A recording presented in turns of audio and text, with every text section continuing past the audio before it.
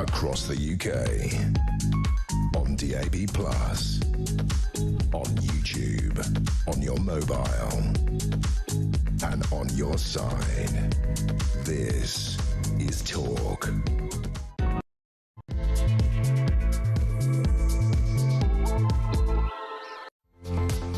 Well, a very good afternoon. This is Talk. I'm Peter Cardwell. Thank you so much for your company. There's so much to talk about between now and 4 o'clock. The reform whisperer himself, James Heal, he is quite literally writing the book on the party. He is going to give us his lowdown and views on all the politics of the day. Not only what Reform UK have done to attempt to, well, in fact, succeeded in a massive U-turn from the government, getting that massive U-turn on local government elections, but also the fact that Reform UK have announced their top team today. They've said who's going to fill all those different portfolios. They're calling Robert Jenrick the Shadow Chancellor. He's not actually the Shadow Chancellor, but nonetheless, we'll be talking about that, not just with James Heal from The Spectator, but also Richard Tice a little bit later on in the programme. And Richard Tice is now the Shadow Business and Energy Secretary. That's what he's calling himself. He's their spokesman. So lots to discuss in all of that. We'll also talk about whether Peter Mandelson has been involved in these smears against journalists at the Sunday Times. We'll talk about the local council aspect of things. The chairman of the District Council's network will join us talking about how these local elections have been screwed around. We'll also talk about Jew hatred running amok in Britain. That is what Trump's anti-Semitism czar has said. I agree with him, it must be said. Ireland are talking about changing their matches with Israel to be at neutral grounds. I mean, for goodness sake. Also, Jew hunting. We'll see some video of this absolutely shameful practice that's been called Jew hunting, of going around people's doors, asking them what they think about Israeli goods. And the Irish singer Imelda May waving a Palestinian flag while singing about LGBTQIA ampersand rights. Well, actually, if you go to Gaza, I'm not sure you're going to get too far. We'll talk about net zero. We'll talk as well about the royals. Hillary Clinton accusing the Trump administration on the Epstein files of a cover-up. In an interview, she says Andrew should testify. And as I say, we've got that big interview with Richard Tice coming up as well. So lots to talk about between now and 4 o'clock. What do you think about these Reform UK announcements? What do you think about the local election U-turn, the fact that Keir Starmer has had yet another U-turn? We'll ask James Heal, but I want to ask you too. 0344 499 1000 is the number to call. You can text me 87222 with the word talk in your text. You can tweet me at talkTV, follow me at Peter Cardwell. You can send me a WhatsApp voice note, less than a minute please if you would. We'll play out as many of those as we can between now and 4 o'clock on 0344 499 1000 is the way to send those through. You can also send me a WhatsApp text message or give me a ring on that main number too. So much to discuss between now and 4 o'clock. Stay with me for all of that coming up on Talk.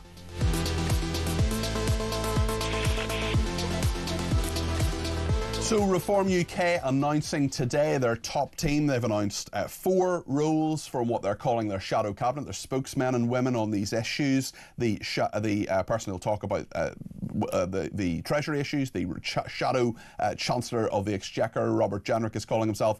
He said the reform would build an economy that serves alarm clock Britain. So he's got that top role just a few weeks after defecting from the Conservatives. Richard Tice, who we're talking about later on, business, trade and energy spokesman. His brief will be to run a new super department, which will also have responsibility for housing. So there's quite a lot in that. At the moment, that's part of the Ministry of Housing, Communities and Local Government. He is Deputy Leader of Reform UK. As you may know, he said he would be announcing plans to set up a sovereign wealth fund, which would invest in things like steel, high-tech and defence tech industries. Very interesting, and I want to get into this with James Heal in a second about the Red Wall and those northern constituencies where Reform UK have done well in the local elections last year. Could they do very well in the local elections that are now, having been postponed and cancelled, are now back? Zia Youssef is going to be the Home Affairs spokesman. He said, if you're in this country illegally right now and you're watching this, then I want to be clear that as Reform's Home Secretary, you will be deported from these lands. And Ciala Braverman, who just spoke to Julia there, if you missed that, we'll bring you a little bit of that interview in a few minutes' time. She is going to talk about education and skills and equalities as well. She said Britain has been ripped apart by diversity, equality and inclusion, accusing the initiative of being prejudiced against white people, she said. She said Reform UK would get rid of the Equalities Department Cabinet on day one, scrap the Equalities Minister, the role she's just been given, and repeal the Equalities Act. So that is some major policy. Nigel Farage announcing all of this, he was asked, hold on a second, are you now the Shadow Prime Minister? Let's have a look at this. The grand title says, am I meant to call you Shadow Prime Minister? You've called me many things over the years, it's okay. Deflecting with a joke, it's something that Nigel Farage can certainly do. Well, the reform whisperer himself is James Heal, the deputy political editor of The Spectator. He is quite literally writing the book, and I, for one, can't wait to read it. James, dramatic day for Reform UK. In the last 24 hours, they have forced a massive U-turn, and yet another U-turn from Keir Starmer. We'll talk about that in a second. But what do you make of these rules and sort of the combination of quite a few different departments? The idea here as well. Also, we only actually have 4 of them announced, whereas the Cabinet is over 20 people from the one that Keir Starmer runs. They've talked as well about bringing in outside people and so on. What are your impressions of what's been announced today by Reform UK, James? Well, look, we've been here before. We obviously remember we've had third parties announcing shadow cabinet teams in the past. And of course, even 10 years ago, UKIP had its own shadow cabinet, as it were. I mean, I don't think anyone could name, for instance, its transport spokesman, its Northern Ireland spokesman, all these briefs back in the day. Who was the UKIP shadow transport spokesman? Come on. I can't. Someone actually asked me this in a pub the other day, and I genuinely cannot remember. It'll be a Someone pub quiz asked question. you in the pub the other day, James. Get a life, mate. Seriously. It was a Westminster pub. I'll say that. Of course it was. Of course it was. But today, I mean, these people were announced were people with profile, with a following, and I think that they have some experience in different issues which they're talking about. As you're right to say, Peter, I think there've only been a few announced, and that's because it's going to be a question of addition. You can bring more people in. Striking, of course, what was announced and what wasn't announced. Foreign affairs and defence affairs as well, both not given. You think maybe that'll be something further down the track.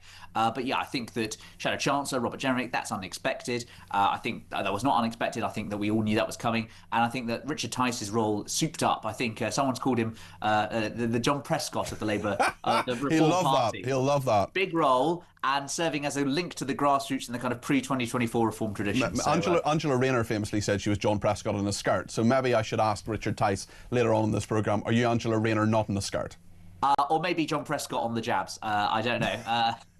He's a very slim man, Richard. So that is true. That is true. Also, have you ever seen Richard Tice and Prince Charming from Shrek 2 in the same place at the same time? It's a question I've often asked. Anyway, sorry. Back to the more important issues. I may or may not have said that into private eye. Anyway, so what do you think? I mean, if you go through these rules, let's just go through them individually. First of all, on Robert Jenrick with economy, he's never had an economy brief before in the Conservatives. He has been housing secretary. He has been a Home Office minister. Will he pivot, do you think, to these easily? I think someone told me this morning he'd been, I think, a junior Treasury minister for about 3 months. Yeah. So he has a little he can claim. And actually, I mean, that will be a fascinating question, you know, Peter, from someone being in government, is having that Treasury experience, how the Treasury machine works. We know that this Labour government's had a lot of issues with how the Treasury thinks about stuff, its bookkeeping functions, etc. But yeah, I mean, he's basically going to go around the country for the next 3-4 months probably and talk about all the wonderful things that reform will do. There'll be sort of reindustrialisation, which will have an appeal to those kind of left behind Labour areas in the south of Wales, for instance. And I think that it's really a reflection of his sort of ability to have pro-business credentials. That was something that he made a great virtue of in the Tories. You know, he was very much against the mini budget. And second of all, his skills as a pugilist. And I was struck, Peter, listening to those comments today. He was very much sort of in his parliamentary mode. He was attacking Rachel Reeves, attacking what she's done. And I think that shows they want a bit of a fighter in that role. Certainly. And when moving on to Zia Youssef for Home Affairs, I mean, he is has shown himself on a number of occasions that this is the territory he knows. Justice as well. He's talked about David Lammy quite a lot. He's popped up on a lot of the really crunchy policy, whether it's prisoners, whether it is immigration. Zia Youssef has been talking on that. So perhaps no great surprise on that either? No, I don't think so. And he was obviously the one who spearheaded their big announcement last summer, Operation Restoring Justice, as they called it, which was about deportations. I think that this is, again, one of the least surprising of the appointments because he has done a lot of work on this. And I think that he really does get the mission from the reform grassroots, which is that they want to stop the boats, and working out how that's done is the key mission. And maybe we could talk about Richard Tice as well, this super department, as you said, John Prescott John Prescott kind of department. It's interesting that actually there's elements of, defence tech industries, housing and all the rest of it. Do you think that could be, in theory, if Reform win the next election, which they are on course to do, that could be almost too big a department? James, I think there's been a risk of that in the post-war government. Churchill had... Sorry? No, Churchill had a similar thing in the 1950s. Go ahead, James. I think there's a slight delay on the line. Go ahead. There's been a sort of few examples of this in the past. So Churchill had the overlords in the 1950s. There's been lots of talk of sort of merging things together in the past. The key thing, of course, is going to be about, is this an opposition role? Is this something to keep Richard Tice just busy for the next 3-4 years, or is it actually going to exist in government? And I suppose, you can say, if you're Farage, that, what the commitments now might have to change in accordance with reality. If it does prove too big, that can change. But I think we're very happy with this role, Richard Tice, and there's lots of things he's been talking about for many, many years and is very passionate about. Well, we'll talk about Suella Braverman a little bit after the break with James. We'll also talk about that massive screeching U-turn by the government on local elections. More of James Heal in just a second, but let me just read out a couple of the messages that are coming in. Dave says, as Labour, as he puts it, chose to cancel the local elections for their own benefit, they should have to pay Reform's costs from party funds. Well, of course, it'll come from you and me, the taxpayer, and we know that that's going to be over £100,000. Reform UK have said their legal fees alone, never mind the cost of reversing that decision, which could be 63 million. Don in Chelmsford. Don, I haven't heard from you in a while. It's great to hear from you. I hope you're well. As a former political advisor, Peter, you will recognise the Labour response to the local elections U-turn. Blame Farage and emphasise the cost to taxpayers. It is absolutely absurd. Absurd. I am not a Reform shill. I'm not someone who's a spokesman for Reform. People attack me on Twitter. I don't know who I'm voting for. I honestly don't know. I'm politically homeless. As I've said on many occasions, I'm a former Conservative. I was a member of that party. What I do know is that bringing legal action against the government and winning does not make you responsible for a stupid decision in the first place. If the NHS amputated the wrong leg and then you sued the NHS and they give you £2 million, people would not say, well, you're responsible, aren't you? It's a nonsense. Lots more to discuss with James Heal, including those comments from Suella Braverman to Julia Hartley-Brewer just a few minutes ago. We'll also talk about the local elections, but I want to talk to you as well, so please do give me a ring, 0344 499 1000. Plenty to discuss this afternoon here on Talk.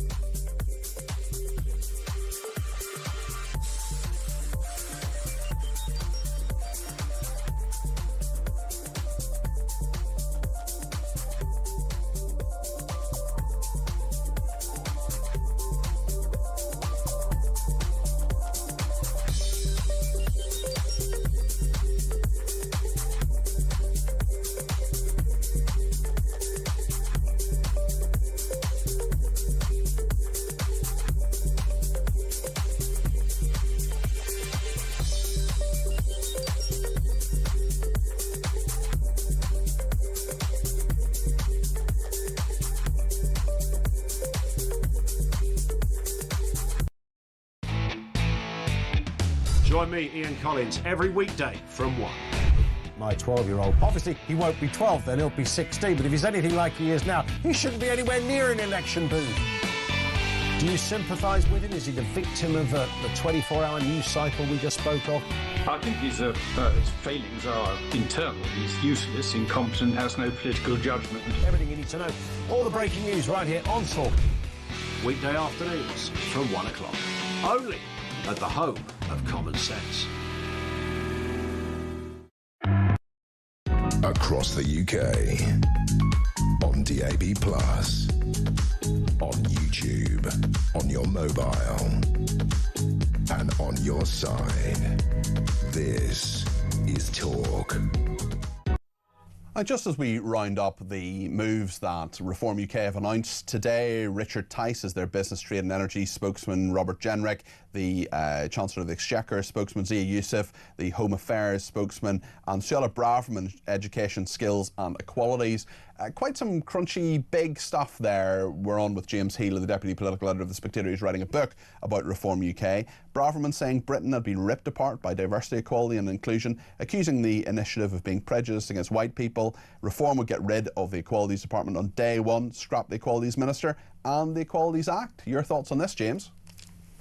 Well, look, I mean, that was the speech that got the best applause of all. I think it was a lot of culture war issues. And I think, Peter, this was what's telling. You know, the Conservatives have a really good record to talk about on education. They really boosted free schools and academies in this country. Suella Braverman's appointment and the way she was approaching this brief suggests they want to refashion this debate, reorientate it towards talking points more favourable to reform. And I think that it's going to be something she does a lot of red meat about, and it'll keep her occupied for the next 2 years or so. So I think that she has chosen to approach this brief in a way which is most advantageous to the Reform Party, and that's probably why she was handed it in the first place. The big victory for Reform UK, and the one that will affect most people, are probably not just the rules that they've announced today, although let's see what happens after the next election. What we do know is that they have forced through legal means. There was meant to be a High Court case on Thursday. Instead, the government capitulated, U-turned on these local elections. 30 of them were meant to be postponed or cancelled. Now the government's gone back on that. There'll be absolute chaos for those people in those local councils who are employees who are trying to set these things up, then change them, then set them up again. It's chaos, James. What do you think? Absolutely. And I have to say, I mean, often in politics, victories can be score draws. There can be a lot of debate and lots of grey areas. This was a complete humiliation for the government and the equivalent of sort of 1945 in terms of military victories for reform. This was a complete dismantling of the position. The letter that went out yesterday admitted that. It was all about the legal case submitted by Reform, and they threw in the towel 3 days early. And I think that there were a lot of angry faces in the Ministry of Housing, Communities and Local Government today at how this all came about. Those elections are now going to head. The Labour argument, of course, was that it would save millions to not do them. The Reform argument is about democracy. And I suspect, in the kinds of terms of real politic for Reform, it's going to work out very well for them. They get a big boost. And on May the 7th, you'll think they'll probably do well in Labour areas like Barnsley and Tory areas like Thurrock as well. What do you make of the fact that the government, Labour, is trying to blame Nigel Farage for it? I mean, that is just absurd. Yeah, totally. I think that, look, they've got to try and point fingers, etc., parties point scoring. But overall, the case was weak, and that's why they've thrown in the towel. And it was striking to me to have one arm of government examining another part of it and actually coming up and saying, look, the case for this just doesn't exist. And, you know, Steve Reed had gone around saying that he was trying to roll the pitch in advance, saying that these were zombie councils, etc. And he completely undermined the government's own argument in the course of doing that. Certainly, and we'll see what happens at those local elections. Reform UK, of course, looking very strong in many of those kind of areas. And I wonder, just actually with Richard Tice's new brief, talking about steel, high-tech, defence tech industries, I mean, that is... many would argue that needs to be done anyway, but certainly that is... They're thinking about the north of England, aren't they? They're thinking about the Red Wall, those former industrial heartlands, aren't they, James? Yes, totally. I mean, this is something that you've seen repeatedly being a key feature of Richard Tice and Nigel Farage's leadership as well. They want to talk about the jobs that went away. It sort of appeals to a lot of Reform's themes. I think for some people it does encourage that sort of sense of taking back control, which Vote Leave, of course, had a great deal of success on in the Brexit referendum 10 years ago in June. And I think that we're going to see much more of this. And Richard Tice has done a lot of thinking on this. And I know that he has really, really been passionate about it. And I think he'll be very happy to get that element. He might have wanted the Shadow Chancellor if there were some suggestions. I'm sure you can ask him, but I think that this is a pretty good kind of secondary Chancellor role, as it were. Yes, certainly I will ask him about that. I'm just making notes of your suggestion there.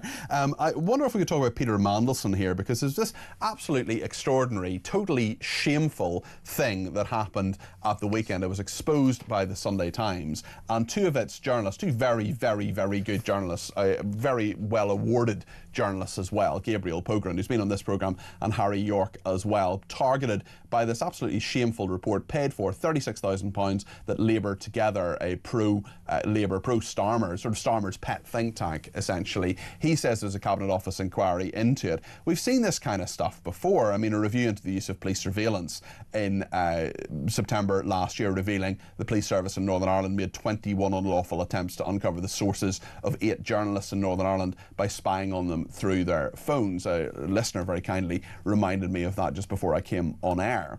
And the fact is that there are many journalists who, like you, James, and like me, who want to do their job fairly, straightforwardly, find the story.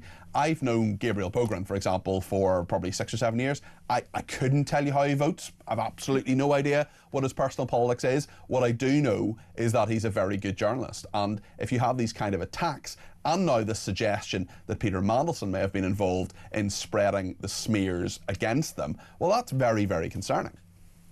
Totally, and I don't know with the story whether to laugh or get angry, because it really is extraordinary. And just to say, the 2 journalists, I mean, as you say, Gabriel Pogren, accused of being in the pocket of Russia. The man is literally sanctioned by Russia. Yes. And Harry York, the other one, talking about sort of undermining the British state. I think he's leaving next month to go and work for the Navy. So this is someone who genuinely is motivated by a spirit of public service. And if I were sort of Labour together, I'd want my money back. I mean, 36 grand for this absolute pile of rubbish and conspiracy theories. And I really do think that some of the methods being used by public affairs agencies, both in the story in this one, which is ACPO, and also Global Counsel, of course, which was Peter Mandelson's firm. I think we might start to see, Peter, a sort of big debate currently about public affairs firms and what they're up to over the coming months. Should be said, of course, that when the Mandelson scandal happened, that Global Counsel completely distanced themselves from Peter Mandelson. His shares have been divested. He's been given his money back, essentially. And Benjamin Wegg-Prosser, who was his sort of mini-me, was divested as well by not having a job anymore. Let's go back to what Julia was saying a little bit earlier on to Suella Braverman. Julia spoke to Reform UK's new education spokeswoman, Suella Braverman, on what she would do about gender ideology in schools. Let's just remind ourselves of this interview about half an hour ago here on Talk.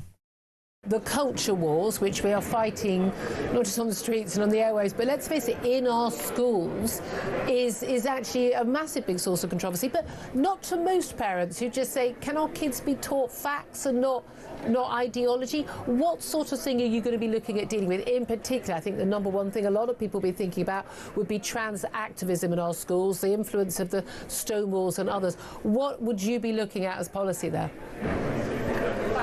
Absolutely.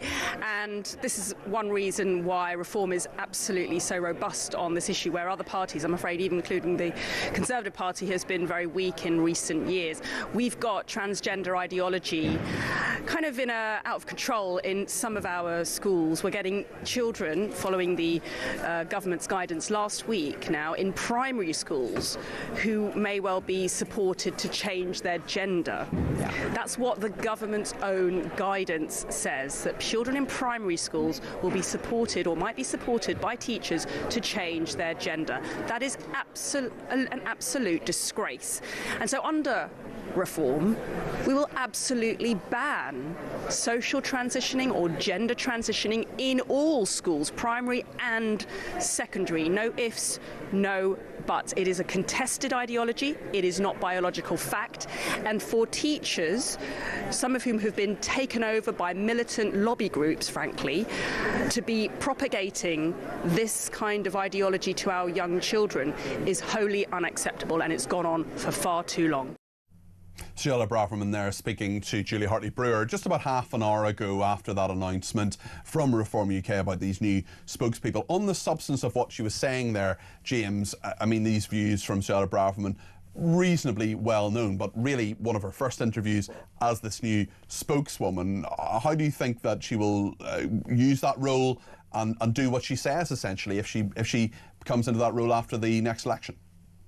I think she started as she means to go on. Yeah. I think she will be speaking a lot about these issues because they tie together something that appeals to Reform's political economy, which is that the Uni Party, both the Tories and Labour has failed. So they will talk about things, the elements of continuity, typically on elements involving social liberalism, typically things like transitioning, etc. That'll be what they speak about. They won't want to speak about what Laura Trott, who's the Conservative education spokesman, wants to talk about, which is academies. And I think that does show that Reform are quite savvy in what they talk about and know what appeals to their voter base. Just a quick word, James, before you go on. The Prime Minister told the under-16 social media ban it could actually clash with his vow to cut the voting age. There are quite a lot of people who say, well, hold on a second, if you want informed young people who can vote at 16, maybe they should have access to social media, because that's where a lot of them will get their news. We know there are many harms there. We actually talked about this in the programme yesterday with a man called Jim Gamble, who knows this back to front, former head of the Child Exploitation Centre. I just wonder what your thought is on it politically, James. I think that it's obviously a degree of sort of inconsistency. You're right, it's quite interesting, isn't it, how you see, the internet as this great liberaliser. You remember back to the Arab Spring, where we all said it was great, they were getting their information, and this hunger for sort of democracy was all coming from the internet. And we've had a lot of shift in Western attitudes over the past 15 years or so. For Keir Starmer, I mean, he says votes at 16. I'm sceptical about whether that's going to go ahead, I'll be honest. I know they've been talking about it, but the arguments are piling up. And given how authoritarian in many ways this Labour government is acting, how do they really kind of square that? And given how they view children as children until 18, can they really give them the right to vote as well? So I'm not entirely sure that's all going to go ahead. It seems quite incoherent, and that kind of sums up the Starmer policy agenda, really. James, thank you. That's James Heal, Deputy Political Editor of The Spectator. He's also writing a book on Reform UK. I'm very much looking forward to reading it, not least because I'm being interviewed for it. Anyway, let's talk to one of our callers. That is David in Ipswich, who's given me a ring on 0344 499 1000. David, you're very welcome to the programme. First caller of the afternoon show today. What would you like to say? Well, first of all, I really enjoy your show. I really do. Thank you. Thanks, David. And well done for putting a pitch in, for your next gig you're doing, which is very apt. My point was, I've run businesses in the past. I'm retired now, but I've run businesses in the past. And if you get anybody challenging you at any point, the first thing your brain says to you is, let's check to see if we are in any danger here. Yes. So Farage has a court case, takes it to the High Court, and then wait 2 days, before the court case is coming, to suddenly find out that their lawyers have got the information wrong. Well, let me tell you something, David. Let me tell you something. As many people know, I worked in government for 3.5 years. Let me tell you how it works, right? If you want to do something, automatically, the government legal services, this army of lawyers, automatically they say, right, what's the risk of being sued here? Is it high? Is it medium? Is it low? I've seen those documents. I've seen them. I've seen the legal advice that's given on new bits of legislation. Then they say, if you're sued, what is the likelihood of the other party winning, for example? And what will have happened on two big issues, I'm sure you know this other one as well I'm about to mention, David, yesterday, those migrants, 70 of them, getting £6,500 for having their mobile phones taken away from them. And this one from yesterday as well, almost exactly 24 hours ago, when the government, that legal advice will not have changed. It won't have changed. They'll simply have said, right, you're either going to the High Court on Thursday to defend this, and we think you're going to lose, we as government lawyers, or you capitulate and U-turn. The advice will not have changed, David. Yeah, and to put into the comment made by the minister, he was saying, "Oh yes, they misunderstood the rules." Oh, for goodness' sake, if you can't even get that right, you really ought to stand away and let somebody else get on with it. Well, it's your job to understand them, isn't it? Do you think Steve Reid, the local government secretary, do you think he should go? Oh, I don't think he's got a brain in his head, to be honest with you. I listened to him and with his hat on, build, baby, build, and then he tries to explain why they're about 80% behind the target. And it will all come good in the end. It will all come good in the end. There is David, you're absolutely right. There is absolutely zero chance. Let me tell you right now, I worked in that department. I worked in housing, communities and local government. They are way behind, as David correctly says, and David, thanks for your call. The chance of Labour building 1.5 million homes, not that they build them anyway, the commercial sector obviously builds the vast majority of them. The chances of 1.5 million homes being built by 2029 is zero. It is nonsense. It is not going to happen. David, thanks for your call. Zia Youssef as Home Secretary, says Becca. He's not an MP. He's never stood for one. He's received no votes. And he also made well, I don't know about that thing that you allege, Becca, and I'm not going to read it out for legal reasons, but certainly you're right, he hasn't stood to be an MP, but if Zia Youssef were to stand, if we look at the polls at the moment, certainly he would have a very, very good chance. I was slightly surprised he didn't stand Gordon and Denton, to be honest, but there we are. Another person says, good afternoon, Peter. My personal opinion is that the Labour Party should stump up the costs from the elections fiasco. They made the decision. And Stephen in London says, will these Jew hunters, we're going to talk about this later on in the programme, will they be marking appropriate homes and businesses with the whitewashed stars of David so everyone can see where they are, handing out leaflets, profiling them, then hounding them from the workplace next? People who fail to learn from history, ... says Stephen, and we know the rest of that is are doomed to repeat it. Sean in West Yorkshire says, if Zia Youssef does not stand as an MP, my guess is Nigel will put Zia into the House of Lords in order for him to join the government. It'll be very interesting to see what Zia Youssef does. Whatever your thoughts on all of that, do let me know. 0344 499 1000. We're going to talk in just a minute about this humiliating U-turn. Keir Starmer forced to face the wrath of voters on the 7th of May. Those 30 postponed or cancelled elections are going ahead. We're going to speak to the chairman of the District Councils Network, who just happens to be a councillor in Lincolnshire, and Lincoln City Council itself has now been allowed to have a local election. So plenty to discuss here on Talk in just a minute. If you want to get your voice on the air, 0344 499 1000. Stay with us.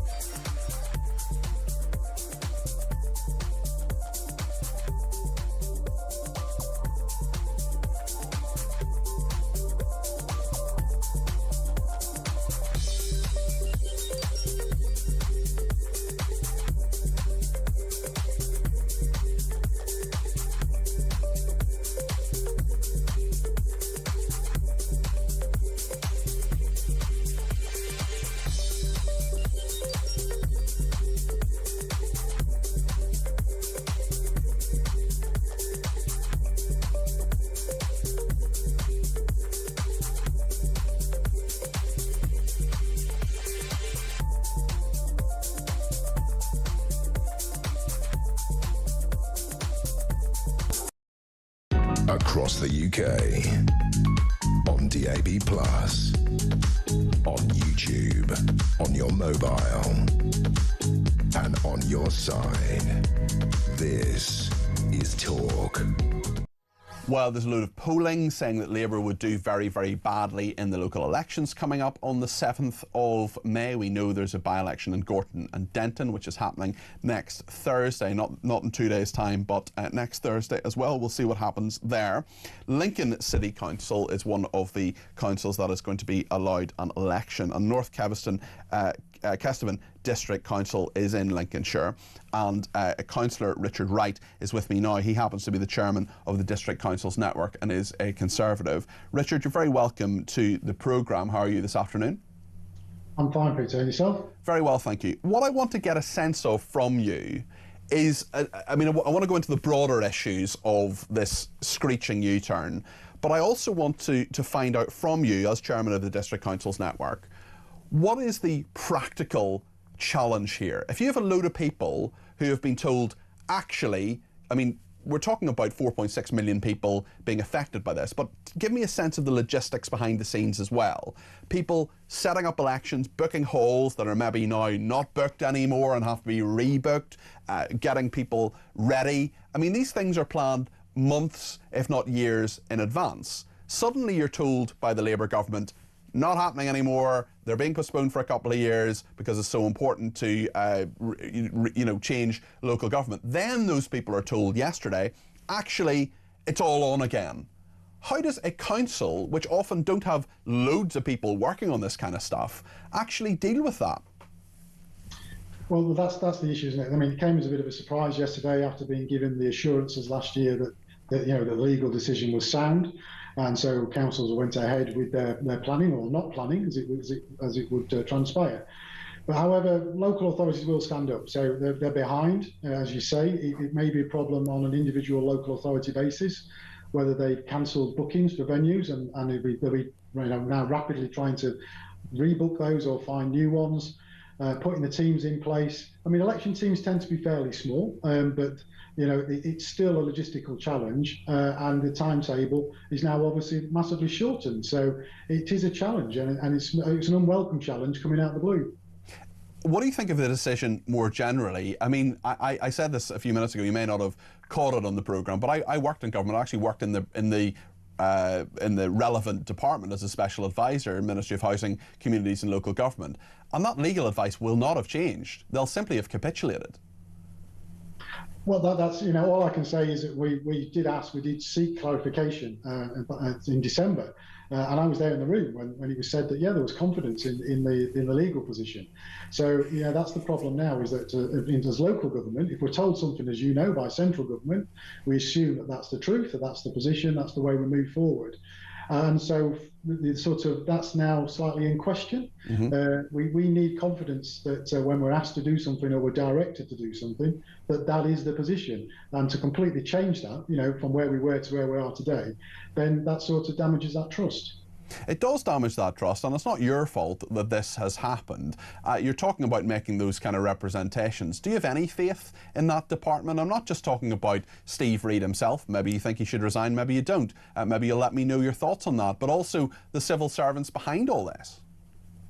Well, the position of Steve Reid, I think that's for parliamentarians to decide. That's not something that, in local government we comment on. You must have an opinion, Richard. Not in my role as chairman, no. I think I represent cross-party representation of the district council network, so I wouldn't want to get drawn on that. But we work closely with MHCLG. You know how it works, so you'll know that we have regular dialogue, and we're going through massive change. Let's not underestimate that this is the biggest change to local government in 50 years, and we need to know that we can work with MHCLG, and we do on a day-by-day basis. It's just that this is obviously a bit of a page turner, coming out of the blue like it did, and being completely the opposite to what we were told. So I would guess that we're going to be, plenty of dialogue with MHCLG on lots of other issues that are going forward at the same time. We've got big changes to the planning system. We've got the financial settlement where we've just seen some upheaval. So we need to be able to work with MHCLG, and we'll be seeking assurances that working relationship is sound. When did you know? Who told you? Did you just find out from the media? What about the elections? Yeah. We found out, we got a letter from Steve Reid yesterday by email. Okay, all right. And did that come out before the media told you about it, or after? Well, it came out fairly quickly, to be honest with you, and then the lines were sort of very, very hot immediately afterwards. Sure. So do you have confidence in the process now, with a government that doesn't seem to be able to make up its mind on a fundamental issue about 4.5 million people actually having a vote for their local councils come May? On the election process itself, then I do have confidence, because, as we know, it's local government that runs the elections, and they will do their utmost to make sure that voters, that residents understand that the elections will be in place and they will be run professionally and efficiently by local authority on behalf of the government. The government don't run the elections, you understand that. We run them, and we will do our utmost to make sure that process is seamless for the voters. Okay, thank you very much, Richard. That's Councillor Richard Wright there. He's the chairman of the District Councils Network, and that is his view on that, representing that cross-party body. Thanks to everybody who's been in touch. Leslie says Starmer knew cancelling the elections was illegal, but did it anyway, not thinking reform would challenge, or in fact the Tories or the Lib Dems. It is also absolutely absurd that they are blaming Reform UK for this. Reform, you can bring legal action. You're allowed to do that, especially when it comes to 4.6 million people being denied a vote that they should have. Heather says Nigel Farage knew what he was talking about, and his team of experts has the solution to fix the problems and has an idea of what needs to be done, and they are completely incredible. Reform know what to do, says Heather. Margaret says, I'm so pleased Suella Braverman joined Reform UK. She always talks common sense. Go Suella, says Margaret in Birmingham. We'll take more of your calls, text, tweets and voice notes. Send them all in, if you will. 0344 499 1000. We'll get you on the phone in just a second. We'll talk about all the issues of the day. We're also talking a little bit later on in the programme about this horrendous anti-Semitism in our society, the Jew hunting, as it's been called. I think that's perfectly accurate. The nonsense going on in Ireland as well about Israel. They've been called against them in the Nations League draw following a UEFA ban, and the Irish singer Imelda May talking about Palestinian flag and saying how incredibly important LGBTQI plus or whatever they're known as today are. Well, go to Gaza, see how you get on, Imelda. Lots more to discuss. Stay with us.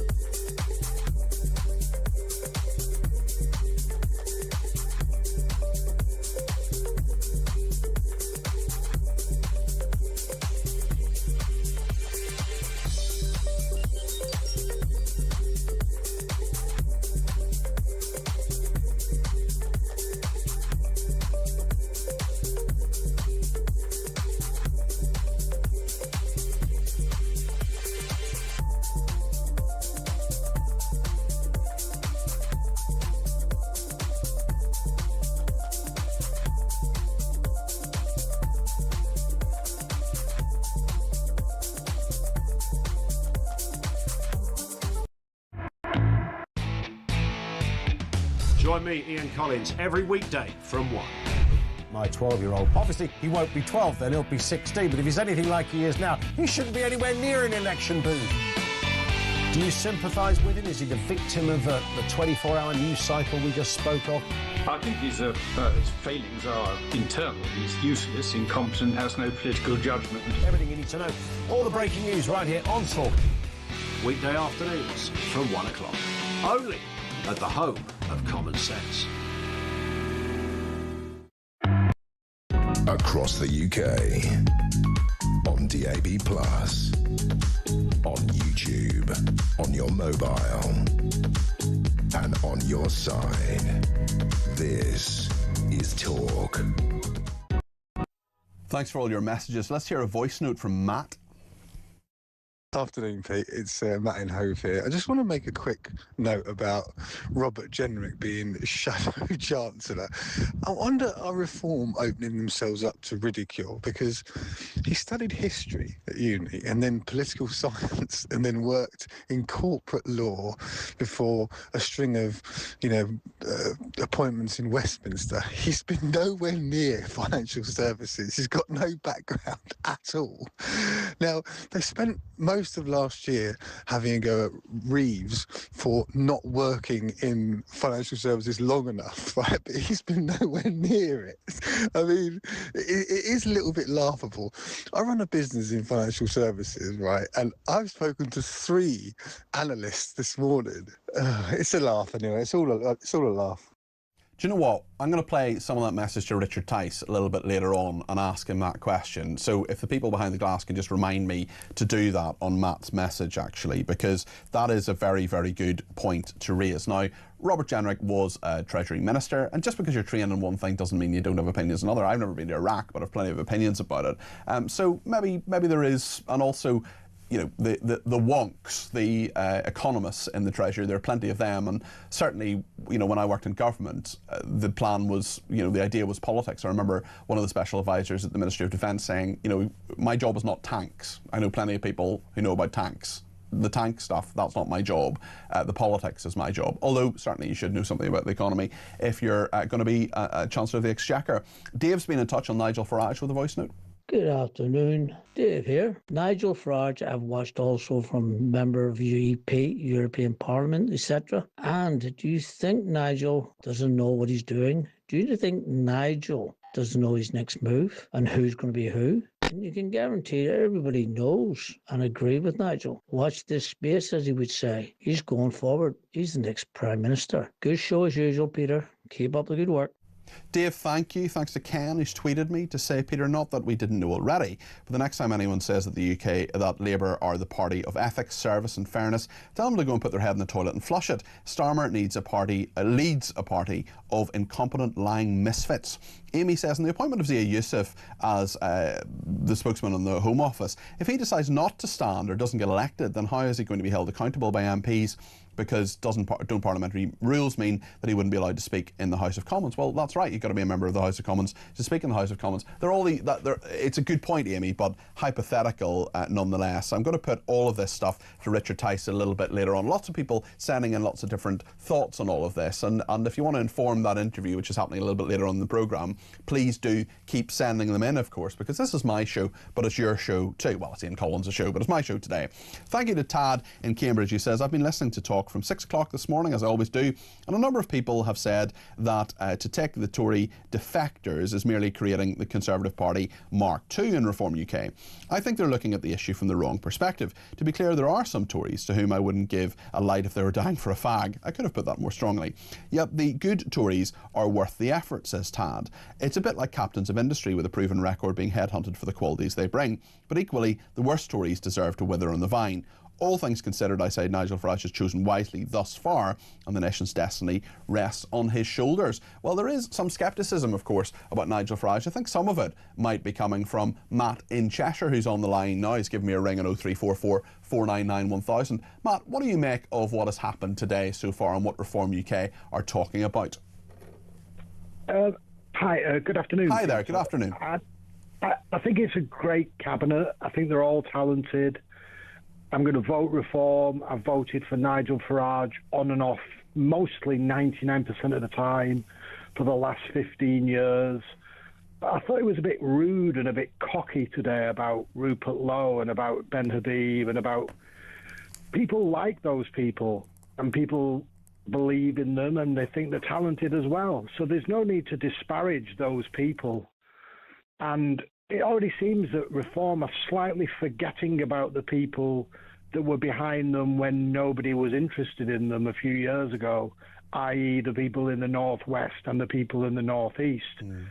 So I'd like you to ask Richard Tice, what's he going to do about the people in Greater Manchester who've been betrayed by Labour for 100 years, and in the towns in Greater Manchester that have been let down by Labour?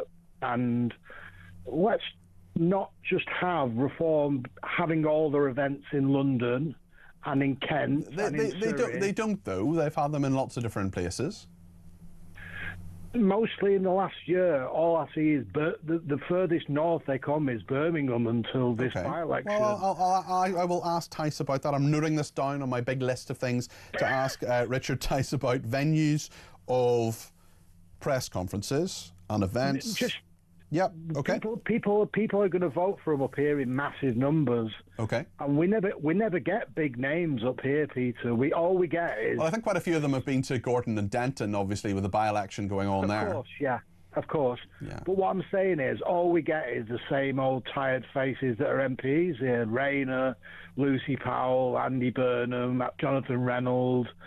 When these people are gone, are Reform going to remember that we are the people that were behind Reform before the people down south suddenly sort of jumped from the Tories to Reform?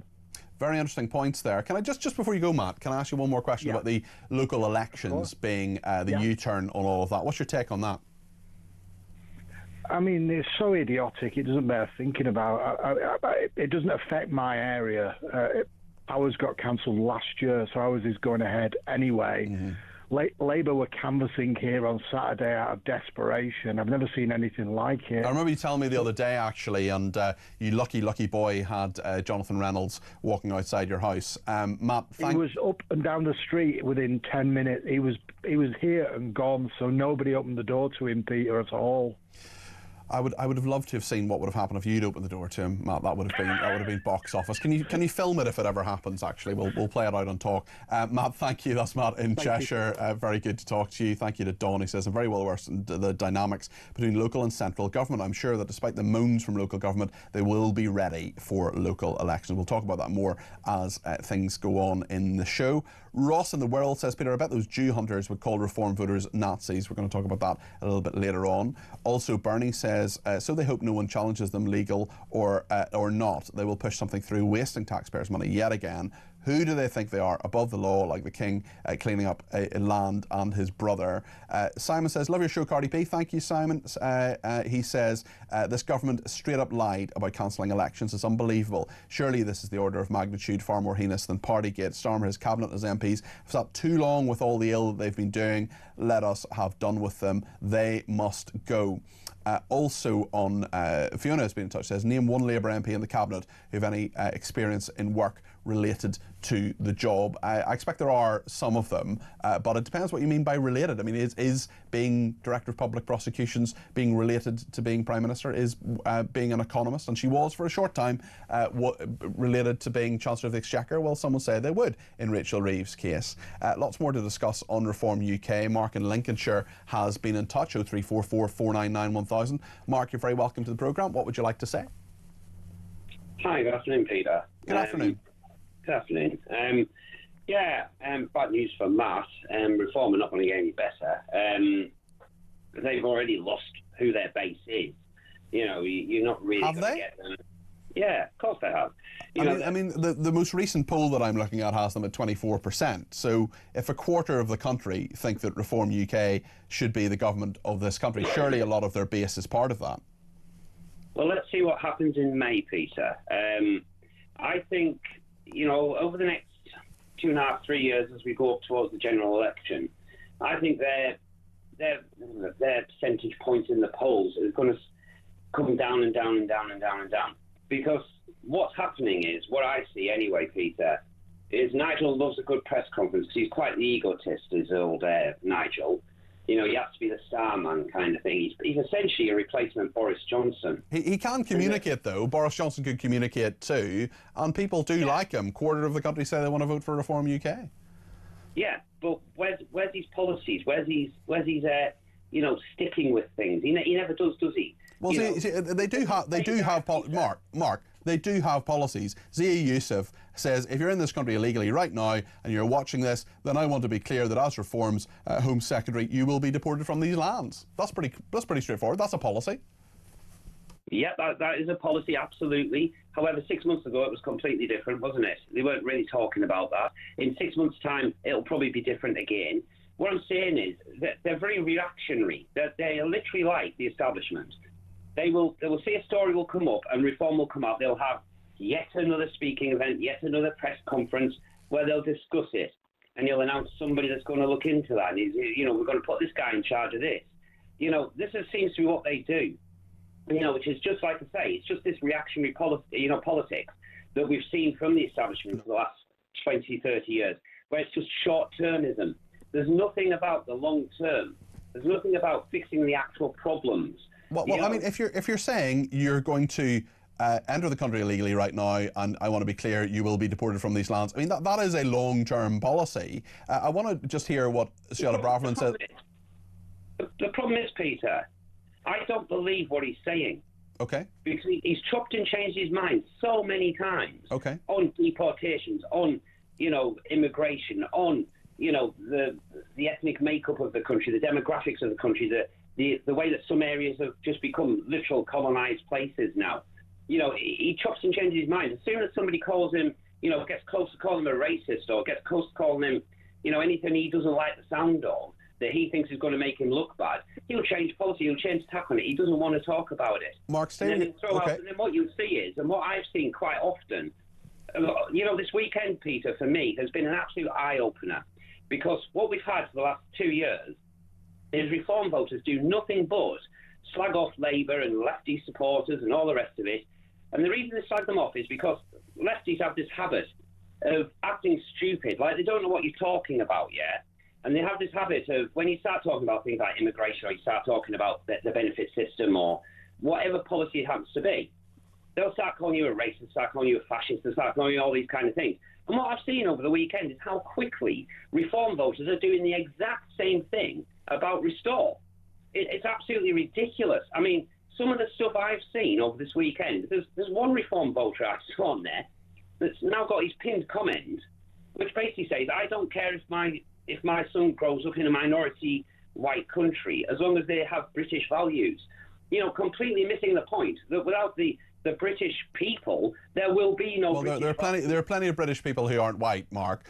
Let me just play you a clip from Suella Braverman, and then I'll get your reaction to that, because Suella Braverman has talked about Britain being ripped apart by diversity, equality and inclusion. She spoke to Julie Hartley-Brewer a little bit earlier on. Then I'll get your reaction to this, Mark. Let's just play the clip. The culture wars, which we are fighting not just on the streets and on the airwaves, but let's face it, in our schools, is actually a massive big source of controversy, but not to most parents who just say, can our kids be taught facts and not ideology? What sort of thing are you going to be looking at dealing with? In particular, I think the number one thing a lot of people will be thinking about would be trans activism in our schools, the influence of the Stonewalls and others. What would you be looking at as policy there? Absolutely. And this is one reason why Reform is absolutely so robust on this issue, where other parties, I'm afraid, even including the Conservative Party, has been very weak in recent years.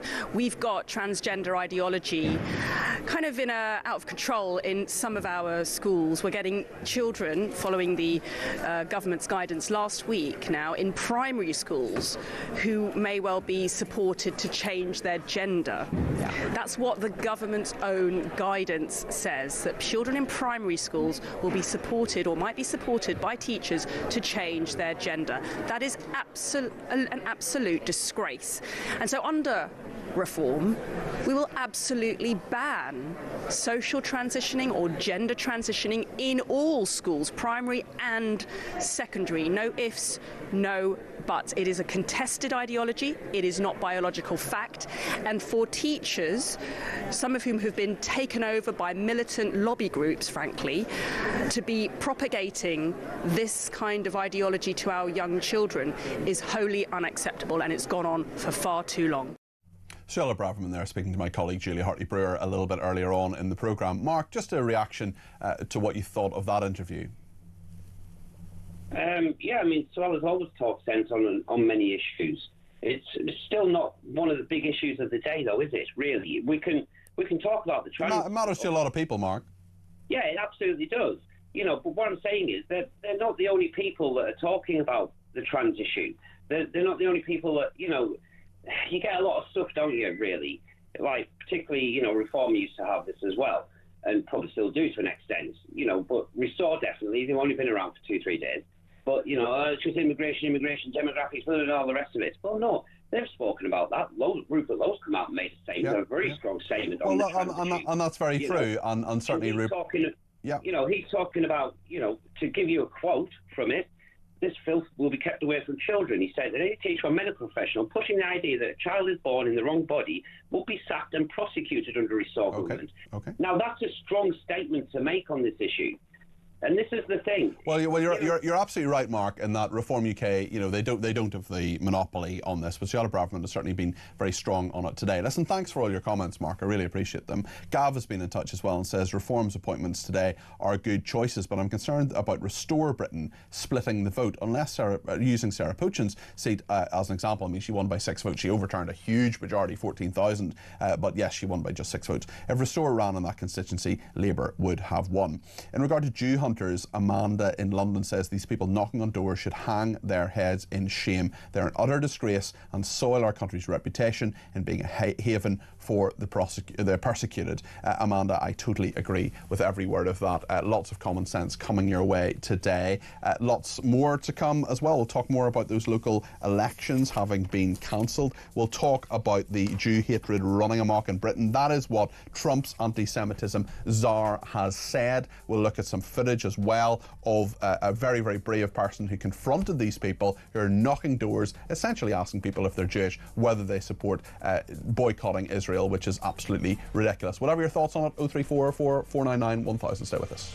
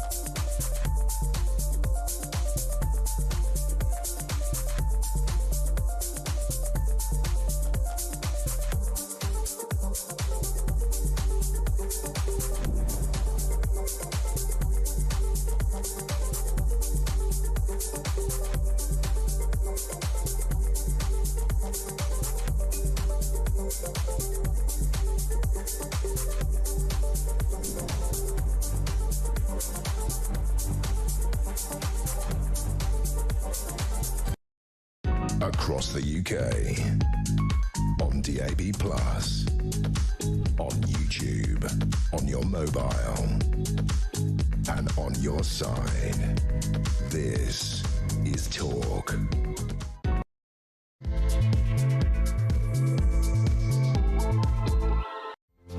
Well, thank you so much for your company. There's loads to talk about between now and 4 o'clock. I'm sitting in for Ian Collins today and tomorrow, and thank you to everybody who's been in touch so far. This screeching U-turn of the government. Keir Starmer, who had lots of legal advice to say that he shouldn't be cancelling local elections. Well, guess what? Do you agree that with him in the fact that he's changed his mind now and he's made a decision, rightly, to bring those elections forward? He's blaming Nigel Farage, which I find utterly bizarre. I'll be talking to Richard Tice about that a little bit later on in the programme. I'm just noting that down on my list of things to ask him about, as lots of people are giving me really, really good ideas about what to talk about. Matt in Cheshire did one of those in a second, and Neil sent another one in I'm going to read out in a minute.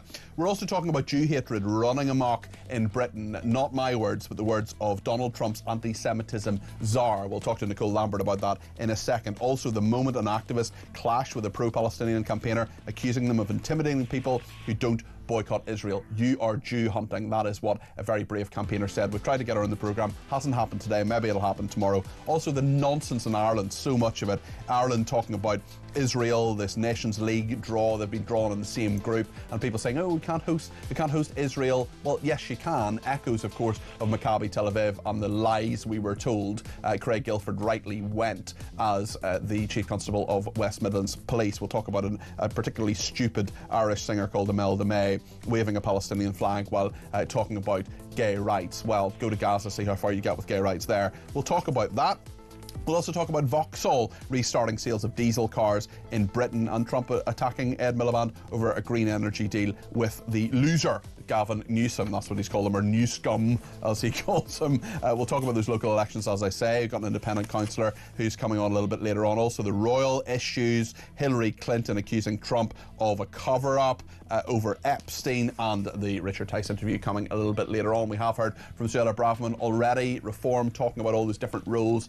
Richard Tice is going to be kind of business and energy housing czar if Reform UK become the next government of this country. Whatever you think about all those issues, I want to hear from you today. There's plenty of time to get your voice on the air between now and 4 o'clock. 0344 499 1000 is the number to call. You can text me 87222 with the word talk in your text. You can tweet me at talkTV, follow me at Peter Cardwell. You can send me a voice note, less than a minute please, 0344 499 1000. You can also send me a WhatsApp text message, or you can give me a ring on that number as well, 0344 499 1000. Stay with us here on Talk. So much to discuss.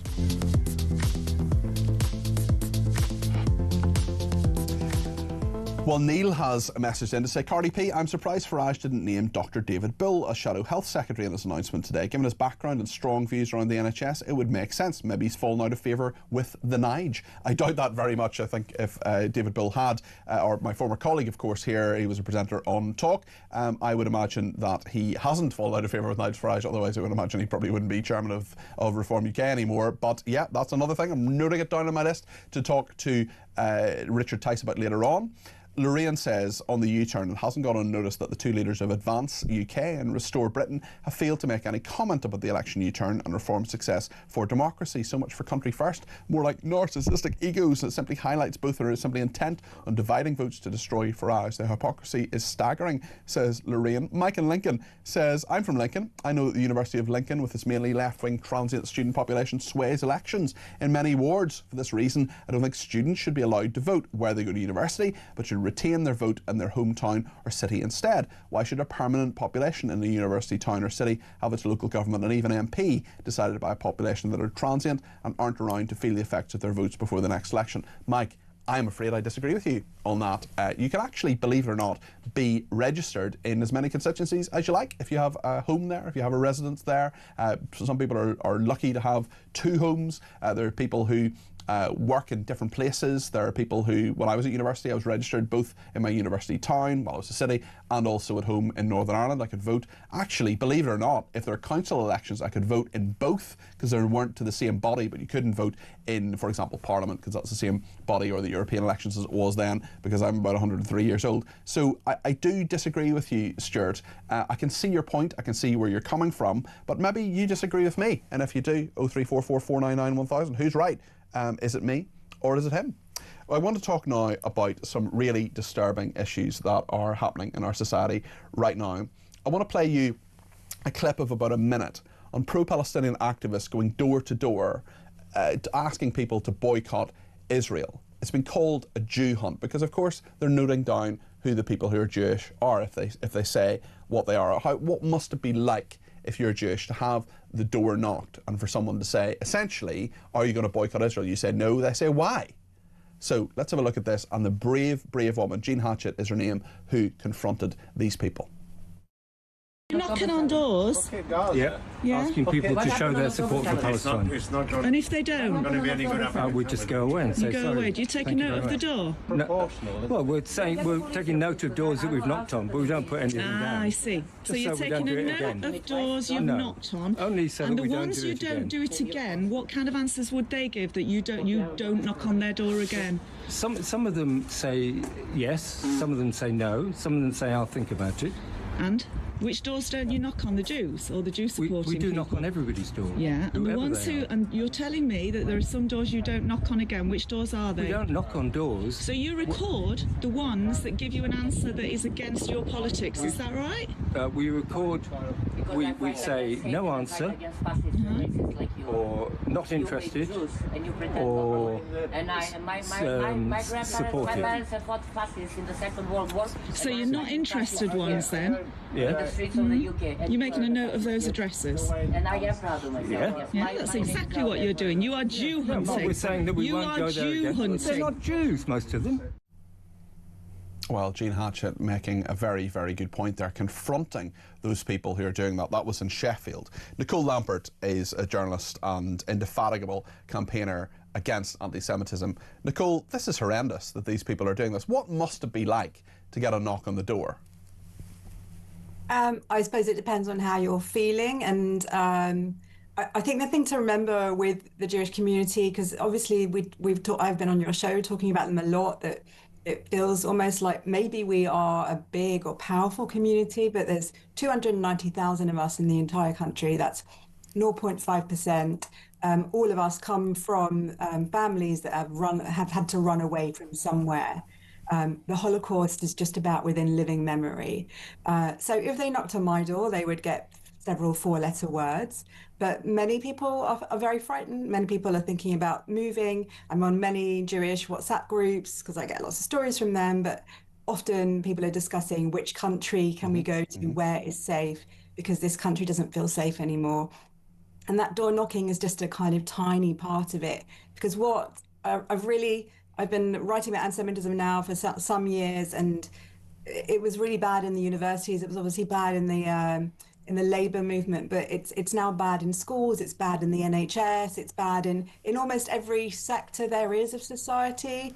My son's at school, and at university, I expected him to have anti-Zionism, but he's just getting old-fashioned Jew hate, like people scathing about Jews. They don't even bother hiding it behind Zionists. So all of that, it all wraps up into a feeling of fear. Obviously, we know that two people were killed in a terrorist attack, and there was another terrorist attack that would have been even more dangerous. As it was even before October 23, our schools, our synagogues, our nurseries were all behind gates. We had security guards. So it's frightening. This all adds to it. And of course, if people are coming to your door, then that adds to it too, because your door is your door is your home. It's your safe place. If you can't be left alone there, then where can you be left alone? And it does feel like there's not a single space where they would just leave us alone. There's just such stupidity, such ignorance as well from these people saying boycott Israeli goods. I mean, your iPhone, for example, I happen to have two of them, has Israeli technology in it. if I wanted to boycott Israel, and I don't, but if I did want to properly boycott Israel, I'd give up my iPhone and many mobile phones that have that technology in it.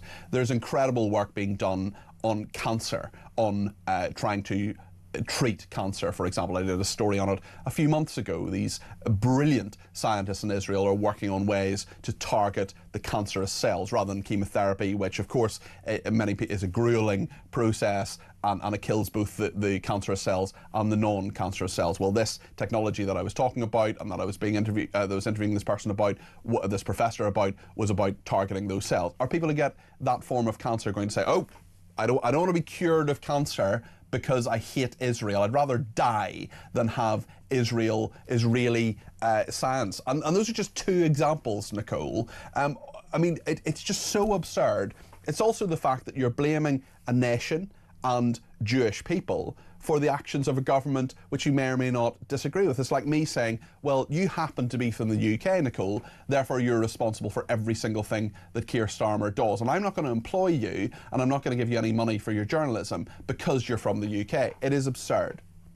And that's what we're definitely finding that, particularly across the arts, where Jewish people are being cancelled from, there's comedians that have been cancelled from gigs, where where cinemas don't want to play Jewish or Israeli, and they intermingle so that it did maybe ostensibly it's about Israelis, but then it becomes not. It becomes about Jews, and that's because anti-Semitism, anti-Zionism, they cross over, they're both Jew hate. So even if you say this is just about Israel, it so quickly becomes about just Jews. So I don't know whether you've played it or you want to play it, but the Matt Lucas thing, where he's attacked on the tube and by a pro-Palestine person and it's simply because he's Jewish. Yeah, so, we played that clip yesterday. I'm not quite sure if it's in our system. Oh, we do have it. Yeah, can we play it now? This is Matt Lucas and what happened to him on the tube in London. Free Palestine. Free Palestine, Matt Lucas. Free Palestine. Hi, how are you? You don't like to see what I'm hearing, do you? Sorry? You don't like what I'm hearing? No, I have no comment about it either way. Palestinians. You've got a problem with Palestinians, man? No. Please don't. You can't do that. You can't grab my stuff. So Matt Lucas there on the tube. People are listening on the radio. Of course, there are people who are watching, but there are many more who are listening on the radio. Just to say that Matt Lucas, the comedian, public figure, of course, very talented performer, coming off an escalator in a tube station in London. And I don't know about you, Nicole, you'll know this better than I will, but I'm pretty sure Matt Lucas, who I didn't even know until a couple of days, until the weekend, I didn't know he was Jewish. I'm not sure he's actually put his opinion across on the issue of the Middle East at any point.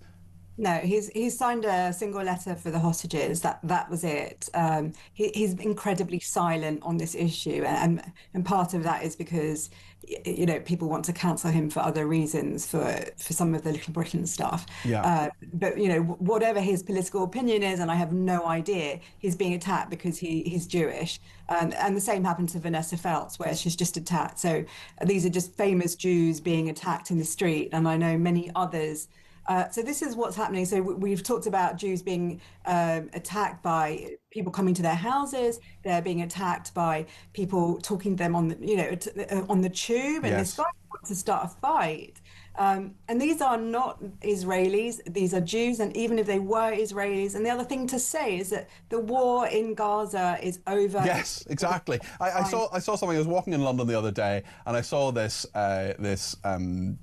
sort of cafe restaurant, and it said stop the genocide. I was thinking, first of all, it wasn't a genocide, and we now know much more about the numbers of that. It's agreed between Israel and Hamas that around 71,000 people were killed in that war in Gaza. 50,000 of them plus have been given pensions by Hamas because they were Hamas terrorists. So you're talking about 20,000 people being killed. Now, I would rather none of those 20,000 people were killed, not a single one. It would have been great to have avoided that. But 20,000 people dying and being killed is not a genocide. Factually is not a genocide. Are you, Nicole, in some way maybe given some hope in that Ambassador Yehuda Kaplan, who is Donald Trump's anti-Semitism czar, has talked about the need for Keir Starmer to crack down on protesters who are making large parts of the UK no-go zones for Jewish people, as he has said. He's an influential figure in the Trump administration. He says there is a sense of a tremendous breakdown in law and order. Speaking at the end of his two-day visit, which included meetings at Downing Street with senior Jewish leaders, Rabbi Kaplan, who's Mr. Trump's special envoy to monitor and combat anti-Semitism, said, "Coming to England was a priority for my office because we have been inundated by calls from people within the UK to ask our assistance in working with the government to help stem the tide of anti-Semitism, which has been running amok in the UK throughout many of its regions." He's diagnosed the problem very, very quickly. He knows what's going on here. Does it give you at least some hope, Nicole, that such a powerful figure recognises this and wants to do something about it? I'm afraid it gives me no hope at all, because it's not like he's telling us, any of us, you, me, your people listening or watching, anything that we didn't already know, that there is a serious problem. And in fact, I would say that the problem has got even worse. You've got the Green Party they're actively campaigning on for Gaza ticket in certain seats, including for the local council elections in some Jewish areas. Well, Caroline Lucas, who is the former leader of the Green Party, has said in terms that a vote for the Green Party is a vote for the people of Palestine, as she puts it. Which is it's just so ridiculous, because it's about bins. It's about bins. It's about bin collections, not about Palestine. It's about bin collections. And this to me, I really am always very careful about comparing it to the Nazi era, but basically Jew hate has always been invoked in times of difficulty, and we are living in a cost of living crisis, and all of that comes with it. People are very upset about immigration. It's much easier for people like the Green Party to not talk about anything eco or anything like that, but to just talk about how do we hate on the Jews. And that is the really depressing thing, that has been mainstreamed. I'm depressed about the fact that the Palestine Action people seem to get away with what we all saw, violence. And they may well be deprescribed by the end of the week. Let's go across the Irish Sea and talk about the absurdities of Ireland and its incredible, the Republic of Ireland, and its incredible levels of anti-Semitism, societal anti-Semitism, I would argue. There are many, many people who don't believe the Holocaust actually happened in Ireland. There are many, many people who believe that the impact was exaggerated. You're talking at about over 20% of people who believe that in Ireland, those two things. Imelda May is a particularly stupid artist in Ireland. This is what she has been doing.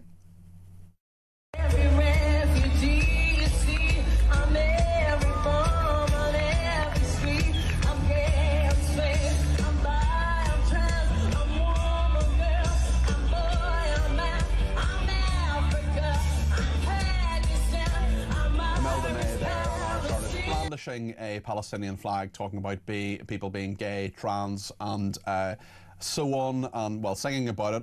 And I use the term loosely. Nicole, she just doesn't get it, does she? She just doesn't get it, and so many Irish people don't get it either. Especially when you look at this further controversy of Ireland being drawn in a grouping in a football tournament with Israel, and the fact that people are saying, well, we should play them in a neutral venue, not in Ireland. Well, that just goes back to the nonsense and the lies we were told in regard to Maccabi Tel Aviv in Birmingham, doesn't it? Yeah, well, there's kind of two things. There's this fetishization of what the Palestinians are. They're just a cipher for kind of people's hatred and people who have no understanding of what life is like for the Palestinians. And, I want there to be a state of Palestine to be alongside a state of Israel. I want the Palestinians to live in peace. But what's happening right now on the ground is that Hamas are presently getting more and more powerful, and they are actually throwing people out of their homes because they are recruiting and they're ready for more war. And people like Imelda May brandishing her flag for essentially a terrorist Islamist group, they kind of giving the green light for that, because one of the reasons that I am so depressed is that we don't hear anybody really in British politics talking about what's going on the ground or even attacking Hamas. And Ireland is like a basket case. It's filled with anti-Semitism, anti-Zionism. there are a few brave souls that are speaking out. I've got a Substack, and one young man has written a piece for me about Ireland and the many different ways in which and why the Irish are like this. But there is a kind of desperate glee, actually, I have to say, or I am laughing at the fact that out of all the countries that Ireland draws with for these qualifiers, it has to be Israel, of course. And of course, what does that mean for Ireland? Ireland was so excited to be in the World Cup, and if they pull out of these matches, then they forfeit the points. Yes, wouldn't that be awful? I saw that draw, and I thought of not really an Irish phrase, but a marvellous Northern Irish phrase, which is "slap it up, you." When I remembered that, Nicole, as always, many thanks for your insight and analysis there. That is the journalist Nicole Lambert, an activist against anti-Semitism. There's so much in that. Kay has been in touch to say if people put a no cold calling sign on the front door, nobody should be knocking. Merv in Wiltshire says, are these people knocking doors meant to have a name badge with some kind of backup and a telephone number to check? He was just a pressure man, says Merv. And another person says, recording doors and addresses is breaching data protection laws. This is nothing short of what happened in ghettos in Germany, Poland, France, Belgium and Holland in World War II. Lots more to discuss. Many people getting in touch about these U-turns on local elections, also about what Reform UK have been saying. We're going to be talking to you as well in just a second. If you want to get your call in, 0344 499 1000. Stay with us here on Talk.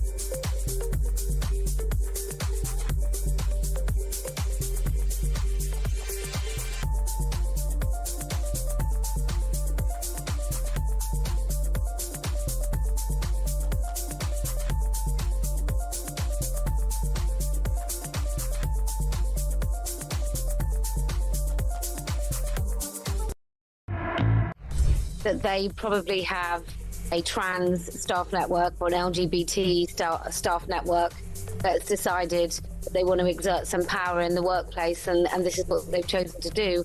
But for everybody else working there, I don't want to work with people who are coming in work in their fetish gear, and that's what I firmly believe a man in stilettos is doing. He's coming to work in fetish gear.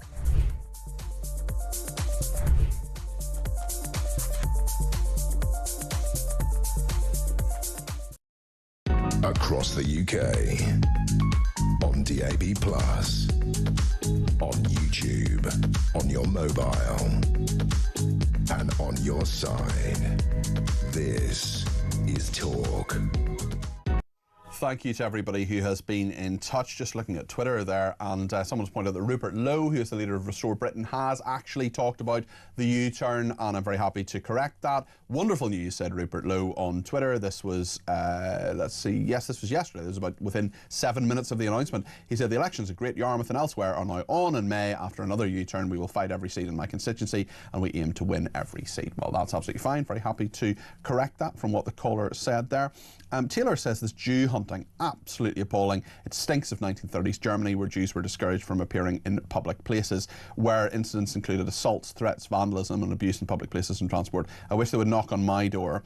Rex says, what on earth is going on in the UK? It seems every day one segment or other of your country is falling apart. I think Rex is from not this country, from abroad. Woman 67, who calls herself Mad Catwoman 67, says, I strongly disagree with your caller Mark a little bit earlier on. The trans issue is massive and affects the rights of 51% of the population. Women and girls have to fight for their privacy in toilets, changing rooms, and even rape crisis centres. And James says, I suspect your caller Mark a little bit earlier on, it was actually a Green voter posing as a right-wing voter. I can assure you that Mark in Lincolnshire, who is a regular caller to this programme, is absolutely not a voter for the Green Party. Angela says she also disagrees with Mark from Lincolnshire. I don't mind a multicultural society as long as people support British values. Angela also says these Reform UK dissenters phoning in, talking nonsense. Nigel Farage is nothing like Boris Johnson. He talks sense. I'm sorry, but both the callers you had on earlier had a downer on Reform. They're nothing like the establishment. Long-term policies, let's give them a chance, says Angela. Well, on Reform, Karen has been in touch from North Wales. She's given me a ring on 0344 499 1000. Karen, you're very welcome to the programme. What would you like to say? Hi, Peter. Yeah, a great show, by the way. Thank you. I mean, it was something I picked up on with regard to something that Nigel said with regard to Rupert Lowe and the reasoning behind him leaving Reform. And so I decided to look into it a little bit more because it did take me aback. And basically what I've seen has been confirmed. What he said has been confirmed. You know, Rupert is basically campaigning and suggesting that irrespective of whether you're born in the UK, if you're part of certain communities, he would be looking at deporting you. And that's abhorrent. I'm sorry, but that is absolutely abhorrent. Is that definitely what Rupert Lowe was saying? Yeah. Basically what he's saying is being born here as a first-generation Brit doesn't necessarily make you a Brit. Okay, I strongly disagree with that. I think that's not true. Exactly. And the idea that people came here legally with a visa, they settled, they've integrated, or even if they stay in their own community, it doesn't really matter. Birds of a feather flock together. I've lived in Spain. I've lived in the Middle East. People flock together with their own kind, for safety, for social reasons, and the idea that you would take their offspring and deport them along with that person. Yeah. Well, I just absolutely just do not support that at all. And I do, you know, there are people who talk about white people being in a minority. I live in a city in London where white people are a minority. Like, London is a city that has many, many, many problems. Some of them are related to culture, absolutely. But I think you need to talk about culture. You need to talk about that rather than race, because there are various people from various backgrounds who happen to be white, not white, whatever. As long as they are adhering to British values, as long as they are in favour of the country and the values that they have. I don't know about you, Karen, but I am perfectly happy for those people, if they're born here, to have all the rights of British citizens, and I would call them British. I remember I had a caller a few months ago trying to tell me that Rishi Sunak wasn't British. I mean, you can disagree with Rishi Sunak all you want in all his policies, but he was born in this country. He is absolutely British. There is no doubt about that. Well, of course he is. I mean, it's ridiculous. I mean, I can empathise. My father is British. My mother is Spanish. My grandmother was Spanish under Franco. When you marry a foreigner under Franco's regime, your woman was automatically stripped of her citizenship. And my mother had to go and move to my grandmother had to move to Ireland because she had to adopt the nationality of her husband. Yeah. And it has the essence of that. Okay. It's sort of. Well, next time I have Rupert Lowe on, I'm going to bring all these points up with him, Karen, and thank you for your points. I appreciate them. That's Karen there in North Wales. And actually, Joanna in Salisbury has contacted me about this. She references Alex Phillips' show last night. I just want to be totally clear, I didn't see the programme. She interviewed Charlie Downs, who is a spokesman for Restore Britain, which is Rupert Lowe's new party, of course. Joanna says, hi Cardi P, I listened to Charlie Downs and Alex Phillips' show last night. I could see why Rupert Lowe is no longer in Reform UK. It may be the way I read it, but it sounded more racist than sorting out the country and demanding to be a Christian-only country. He talked about families that went back 1,000 years. There's no suggestion, of course, that Rupert Lowe is a racist. There's no suggestion that Charlie Downs is a racist. I want to be absolutely clear about that. I also want to be clear that I didn't see the programme that Joanna is referring to yesterday. But I'm happy to read out the message and I'm happy to talk to Karen about that. And as I say, the next time I speak to Rupert Lowe, which I'm sure will not be too far in the distance, I will be asking him about these matters that Karen has brought up. Thank you to Paul who says, good afternoon, Peter. Good afternoon, Paul. The big problem with the Farage show is that it is splitting the political right, and whilst Kemi Badenoch is the leading and most impressive politician and Prime Minister in the making, the split endangers another Labour government. If Labour were to have a second term, that would be even more catastrophic than this one. Mr Farage is a popularist politician, but has no track record of delivering on projects. For example, the Brexit mess-up. It was easy for him to criticise others in the post-Brexit years, but he did not deliver after Brexit. Well, he wasn't in the government, Paul, in fairness. I would urge a U-turn on the Great Chagos Islands giveaway, and at the very least giving away British overseas territory should be put to a public vote. John in Nottingham says the cheating councillors responsible for trying to take advantage of Starmer's offer of election postponement should and will be punished at the polls. And Stuart in Wigan says, as someone in the red wall who's voted both Tory and Labour, I can say I want Reform UK to have absolutely nothing to do with Rupert Lowe and the far-right characters he is courting. Well, I'm not sure it's fair to say that Rupert Lowe is courting far-right characters. I'd like to ask him about that, and we will do an interview with him, I'm sure, before too long. As a Reform voter, Stuart continues, I'm very happy to see this extreme element go to Restore Britain. As for Ben Habib, was arguing on social media with Lowe about who should join whose party. I found that pathetic, says Stuart. Adrian in Wales says, Peter, can I just reinforce what many people have said about Reform's disingenuous language with regard to their former MPs and colleagues? There's an old saying that if you don't have anything nice to say, then it's best to keep your mouth shut. This has borne fruit for me for many years, and in many relationships there's no need to slag people off because it doesn't make anything better, says Adrian in Wales. Thank you to Lisa from Northern Ireland, who says, as usual, Matt from Cheshire is spot on about Nigel Farage. He was unnecessarily a bit cocky and dismissive of Rupert Lowe and Ben Habib, who a lot of people like. Matt would be a great candidate for Reform himself, says Lisa in Northern Ireland. I don't agree with Matt on absolutely everything, but he is a great caller and he has some very, very interesting points as well. Robin Burnley, just finally before the break, has been in touch, says, I'm no fan of Steve Reid, who's the Housing Communities and Local Government Secretary. An arrogant man, in my opinion, says Rob, who either doesn't know or take his housing brief seriously. However, shouldn't these legal issues with Labour fall at Lord Hermer's door? Be interesting if pressure was put on ministers such as Steve Reid to resign over issues cooked up by Starmer and his cunning advisers. The MPs taking the rap for Starmer's errors might be the final straw. Keith in Owestry says, I got an A-level in economics. Do you think I would make a good chancellor? Says Keith.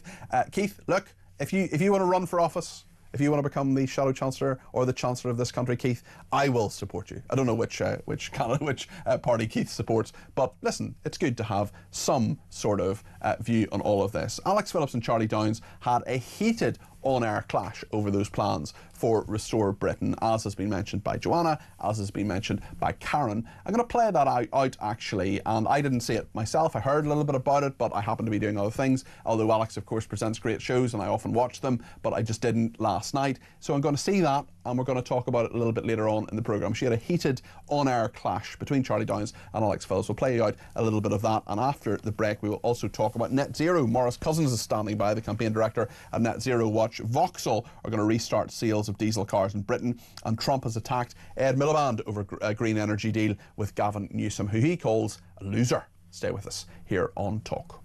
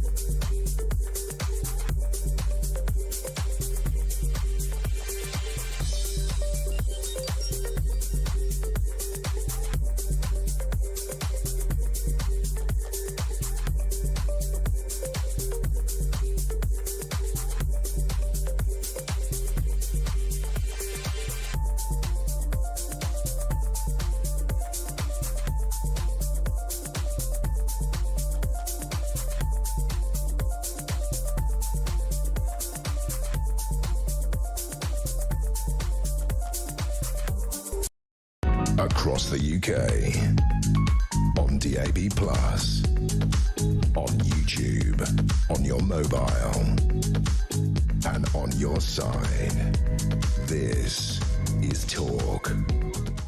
Thank you to Simon in Essex, who says, I'm sorry to say that the person you were speaking to earlier on, I think perhaps Simon is referring to Mark in Lincolnshire, is completely misinformed about Reform UK. They've had a policy platform for a few years now, and since 2025 they've done many press conferences announcing specific policy launches. Well, I did make that point. I mean, Reform UK do have policies. Keith in Northumberland says that that Mark in Lincolnshire, completely wrong about Farage. No one has been more consistent and considerate than Nigel. How long has he been the sole voice on leaving the ECHR while he's being vilified all the time for doing so, says Keith in Northumberland. Right, we're going to leave Reform UK just for a minute, and we're going to talk about net zero, because Vauxhall, their owner, Stellantis, has confirmed it's bringing back previously discontinued diesel models of cars in Europe. They're going to sell existing ones for longer as part of a drive to focus on profits. Also, we're going to talk about Donald Trump attacking Ed Miliband over an energy deal with the governor of California, Gavin Newsom, who he calls a loser. Donald Trump calls Gavin Newsom a loser. Ed Miliband doesn't call Gavin Newsom a loser, obviously. Maurice Cousins is with me now, the campaign director of Net Zero Watch. Maurice, it's great to have you on the programme. How are you doing? Very well. Good afternoon. How are you? Very well, thank you. Tell us about Stellantis and what they're doing. This is, they own all sorts of, Vauxhall owns Peugeot, it owns Fiat, Citroën and Jeep. It cancelled the launch of new EVs, announcing plans to bring back hybrids, and they've described it as a shift back towards the real world needs of drivers. Maybe they've finally got the message that not everybody wants an electric car.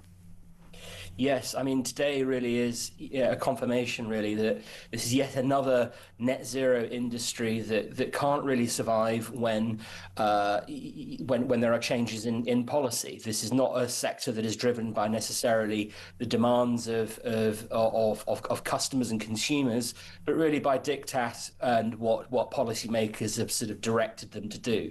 And what we're actually seeing here with Vauxhall and which its ultimate parent company, Stellantis, which used to be called Chrysler, is that we're seeing shifts within particularly the European Union, where there have been changes where they are watering down various EV mandates and clean air policies, and having to rejig things like subsidies, and that's basically making the EV business model no longer as profitable or as viable as it once was. And that's because customers don't really think that the performance of these technologies is as good as an internal combustion engine. There have been long complaints about this sector, the electric vehicle sector, from consumers over many years, where people have sort of complained about things like range anxiety, and which is linked to whether or not the batteries can perform as well as that of, say, like a full tank of petrol. And also how long it takes. I mean, that range anxiety where you think, hold on, is this going to last this journey? And similarly, if it doesn't, if you run out of petrol, or you're close to running out of petrol, I've only actually run out of petrol once, felt like a prize idiot, let me tell you. But when you're close to it and you think, oh, where's the nearest garage? It takes you less than 5 minutes to fill your car up, go in, get the inevitable chocolate bar and a Diet Coke, get back in the car and move on. Whereas if you need to charge your car, it's going to take you longer than that. And if you're in a rush and it takes you unawares, I mean, this may sound like a minor thing, but actually it's pretty major, especially if you rely on your car for your job, for example. Absolutely. I mean, you're right. I mean, and also, it's not really for you or for me to tell anybody that it's only a minor inconvenience. Just put up with it. If you need to get to a hospital appointment or a doctor's appointment, or for that matter, if you're in a rush to go for, I don't know, like a Sunday lunch with your in-laws or something. You're making me hungry, Maurice. It's these things are important, but you hit the nail on the head there when you talk about the costs to things like business. I was talking the other day to a logistics firm, and they were talking about what the potential costs would be to their business from added delays with refueling electric vehicles in their fleet. At the moment, you can basically refill a large lorry or a truck or a van within a matter of minutes, right? I mean, we're not talking here very long. It's probably under a minute for some smaller vehicles. But when it gets to when you're talking about charging with electric vehicles, for some lorries, this can take several hours, and that will obviously put vast amounts of costs onto their balance sheet, and it will ultimately mean that they have to then change their operations, which then have cascading effects across our economy, and it means that perhaps previous services that you were used to having will become unavailable, or they'll become more expensive.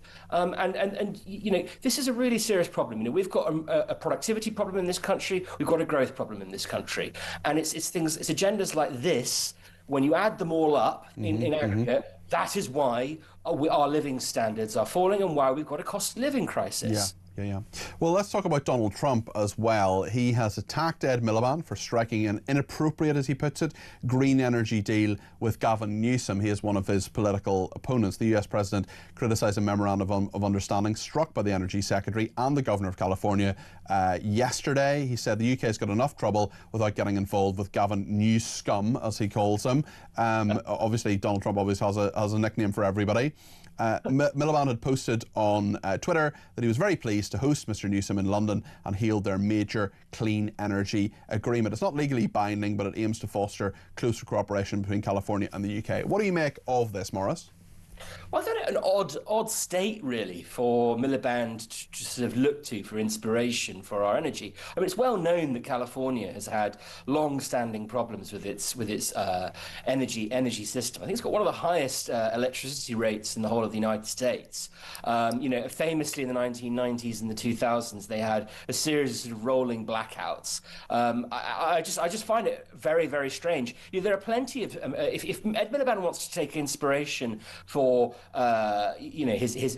energy and energy policy, there are loads of states that he could look to, not least somewhere like Texas, which is an energy superpower, and actually where they are themselves pioneering renewable energy technology and rolling it out. Now, I find it very odd. Well, I know why he's doing it, because Gavin Newsom obviously is being potentially lined up as a future leader of the Democrats at the next election. Yeah, he's sort of the female Kamala Harris in many respects. It'll be interesting to see if he gets the nomination for the Democrats. I actually think the governor of Kentucky is a much bigger and better voice and possible candidate there. Maurice, great to talk to you. Thank you very much. That's Maurice Cousins there, campaign director of Net Zero Watch. We're going to have a little look now. Well, no, we'll do it after the break. We'll do it after the break on Alex Phillips and Charlie Downs. We'll do that. But let me just read out a couple of messages, including from Matt in Saddleworth. He says, just a quick observation. You have a lot of people called Matt who call and message into your show. It's great to see, says Matt in Saddleworth. Okay. Tracy in Wakefield says, if you do get a chance, please ask Richard Tice later on in the programme if they will stop legal aid for migrants. This may stop them suing the taxpayer or appealing against deportation, says Tracy. Nigel in Norwich says, please can you ask Richard Tice if they should consider a 10-point charter to get the masses behind them with clear goals. I'd love to see Farage doing a Trump at day one, signing meaningful executive orders to implement real change. Is that a possibility, says Nigel? Well, executive orders don't exist in the same way because the system of government is different. But let me tell you, I talk to people behind the scenes in reform, and their priority is to be ready on day one because one quite senior person I spoke to in reform, not an elected person, not someone you've necessarily heard of, said to me recently that he knew in his bones, as he put it, that Reform UK were going to win, in his opinion, and he said his real worry was that they failed. They needed to be ready to go on day one. Mike says, Peter, good afternoon. Hi, Mike. He says, Farage forcing Starmer to U-turn on elections is yet another demonstration that Nigel has achieved more than any politician in the last 15 to 20 years, possibly longer. I can't wait for a reform government. Mike, I agree with you, and I'm not a reform cheerleader by any stretch of the imagination. I will be critical and I will ask tough questions of Richard Tice later on, as I hopefully do anytime I speak to any politician, but there is absolutely no doubt that Reform UK won this one in regard to U-turn, and I totally agree with you that Nigel Farage is the most consequential politician of the last 25 years, which is remarkable and says so much about him, but also about our political system and the fragmentation and changes in politics. And one of those changes is, of course, the establishment of Restore Britain. Alex Phillips and Charlie Downs, regular contributor, he now works for Restore Britain. They had quite a clash over the plans. We'll talk about that, and we will review that in just a second here on Talk.